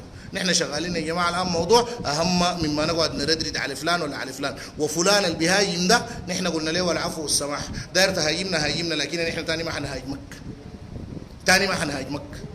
ما داير تنضم لنا كنشط مستغلين، خيارك الشخصي نحترمه جدا ونقدره، لكن داير تنبذ، داير تشتم، داير تسوي، نحن ما حنسألك. عفى الله عما سلف. انت نبذ ليه يوم القيامه؟ اليوم التفتر تعال قول لنا انا اسف يا جماعه، كويس؟ او ما تقول ذاته عافين لك هاجم زي نحن لو دارين نهاجمك اقسم بالله العظيم نهاجمك بصوره انت تستغرب فيها. يعني حكومه بتاعت مختصين استاذ بحر الدين، حكومه بتاعت مختصين، يعني المهندس يشتغل في الهندسه زي ما بيقولوا، خلاص؟ يعني ما شغل بتاع مصلحه ساكت وكده. لو اصبح حميتي رئيس ما موقف القوات المسلحه؟ شنو الليله يا جماعه الاسئله السخنه دي؟ ها؟ لا تبقوا لنا زي الواثق جار العلم مالكم يا اخي، لكم التحيه وليه التحيه والتقدير. قال لو اصبح حميتي رئيس ما موقف القوات المسلحه؟ طيب، والسؤال هل هو حيضحي بالبرهان وحاشيته ام سوف يتقاسمون السلطه ولا كيف؟ الاولى اصح، حيضحي بالبرهان. اي زول وصل للرئاسه حيضحي طبعا باي زول يشكل له ادنى مصدر ازعاج، دي نقطه. وحته انه موقف القوات المسلحه، استاذ الحارس بعيدا عن العاطفه وبعيدا عن الكلام الذي يردده كثير من الناس بدون التدبر جيدا، اريد ان اسالك سؤالا واضحا. لو كانت القوات المسلحه بتقدر تعمل حاجه، أكان خلت وزاره الدفاع يشيلوها ناس الدعم السريع؟ أكان مكاتب القوات المسلحه كان شالوها ناس الدعم؟ كانوا إحداث الجيش الدعم السريع دخل فيه وبدله وبقى يرحل في القوات المسلحة للحدود؟ بس جاوب على الأسئلة دي بتعرف موقف الجيش. طيب، قال يا جماعة تصريحات حميدتي دي رديتها قبل شوية يا جماعة، يا أخي زول جا سألني يا إخواننا حميدتي صرح قال لا مجلس تشريعي لا ولا إلا بعد عملية السلام. وهنا الحكومة المدنية لو لاحظوا في الأيام اللي فاتت قالت عندها لستة عديل بتاعت ولا، هسه جا حميدتي قال لهم لا، وكباشي قبل يومين قال لا. إذا البلد دي القرار بتاعها عند العساكر، ما تقولوا لنا دي دولة مدنية. بس باختصار يعني البلد دي ما حق منها لنا مدنيين، البلد دي حق منها عساكر، هم اللي عندهم السي، هم اللي بيقولوا اوكي او بيقولوا نو، دي لهم. طيب، قال الله يا احمد انت مصدر للحقائق. العفو والله يا يعقوب، انتوا ذاتكم ناس حقائق وكده، لكن انا بحب دايما، كويس، انا دايما بحب الزول اللي بيحلل وبفكر. نحن مشكلتنا الشيء ضرانا انه قاعدين نقتل تفكيرنا، بننتظر الصفحات هي تفكر لنا والجروبات والنشطاء. لا ما تعتمد على زول، كويس، ابدا. فكر تفكيرك اللي عايزه انت بطريقتك انت، واكتب اللي عايزه في صفحتك انت بكل قوه وبكل شجاعه. ما تخاف يقولوا لك انت كده ولا كده. طيب كده يا جماعه ساعدونا بلايك شير، ساعدونا بلايك شير. قال لي العساكر مسيطرين الان وقد رفضت من قبل يا عروه. لما انا كنت قاعد اقول الكلام ده يا عروه انت كنت قاعد تشوفه غلط. لو انا كنت قاعد اقول لكم ولو قدام انه العساكر هم المسيطرين، وانه الوثيقه الدستوريه دي بتدي العساكر اكثر مما انها بتدي المدنيين، انت كنت بتقول لي تفاءل خير يا اخي. اها يا هو هسه، اها يا هو. ده ما اسمه تفاؤل، ده اسمه تغطيه النار بالعويش، ده اسمه هروب من مواجهه الحقائق. كويس انه المهم انه الناس ادركتها الان. عماد والدريف بيقول لي الدعم السريع مسيطر على كل شيء الان. فعلا يا عماد، فعلا، ودي الحقيقه الما دايرين يعني يقبلوها كثير من الناس رغم انهم شايفينها قدامهم. طيب عادل بيقول نحن وراكم كنشطاء مستغلين. تسلم يا عادل يا كتر خيرك. حسين بيقول واضح وواعي، تمام، تسلم. بعد يوم 5 اللي بيحصل شنو؟ اللي بيحصل انه تتواصل المواكب بتاعت السلام، هي مواكب سلميه، كويس، هي مواكب سلميه. الغرض منها الضغط على الحكومه دي عشان ينجز السلام بسرعه، والغرض نلفت نظر الناس حتى للسلام. والسلام ده عنده مستحقات كثيره يا اخواننا، السلام ده فيه ترتيبات امنيه، السلام ده فيه وثائق، السلام ده فيه مشكله الحواكير، السلام ده فيه ارجاع اللاجئين للقرى بتاعهم، السلام ده فيه دفع بتعديات، السلام ده فيه اصلاح ذات البين، السلام ده فيه اعاده بتاعت ترسيم خلاص بتاع سلطه ترسيم ثروه. السلطه دي بعدين الجبهه الثوريه حيكون اقلها عندها 3 مقاعد في السيادي، والفتره الانتقاليه حتمتد. الفتره الانتقاليه حتمتد وتمدد هي زي ما بقولوا فضل بس فقط تاكيد انها تمدد. هم قالوا حنمدها تصريحات العساكر لكن هي تمدد وانتهى. كويس؟ اتمدد وانتهى الامر. دي ما دايره ادنى عمليه بتاعت تفكير او ادنى عمليه بتاعت نقاش. السودان عنده مشكله في انا الليله قصدت اطول معاكم الله يفضل شويه يا جماعه، حبيت اتونس معاكم شويه. كويس؟ قال لي السودان عنده مشكله في القضاء. فعلا اتفق معك يا شريف. كويس؟ قال لي طيب ما يجيبوا عديل ويخلونا نشتغل في بناء البلد من اقتصاد. قال لي خطوه توحدكم نزلت على صدورنا بردا وسلاما. الله يحييك استاذ عدنان. كل الناس الدايرين مصلحه الوطن باركوا قصه انه النشطاء المستقلين اتحدوا مع بعضهم، يعني باركوا الحته دي. اما الاحزاب السياسيه يا هم اللي بينبذوا يا هم اللي بيخونوا يا هم يا هم يا هم. طيب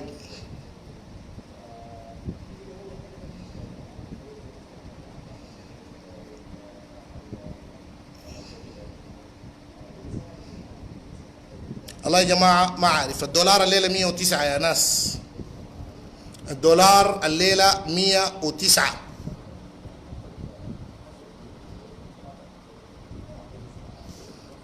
الدولار الليله 109.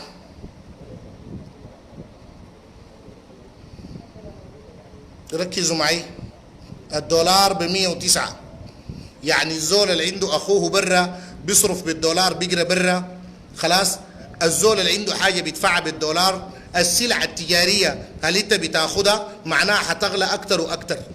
وسكرنا اللي هو باعتباره مستورد ما باعتباره من حقنا هنا في السودان، السكر ده انت حيغلى لك. السكر اللي ب 80 و70 جنيه بقى، والزيت اللي ب 70 و80 جنيه بقى حيزيد تاني.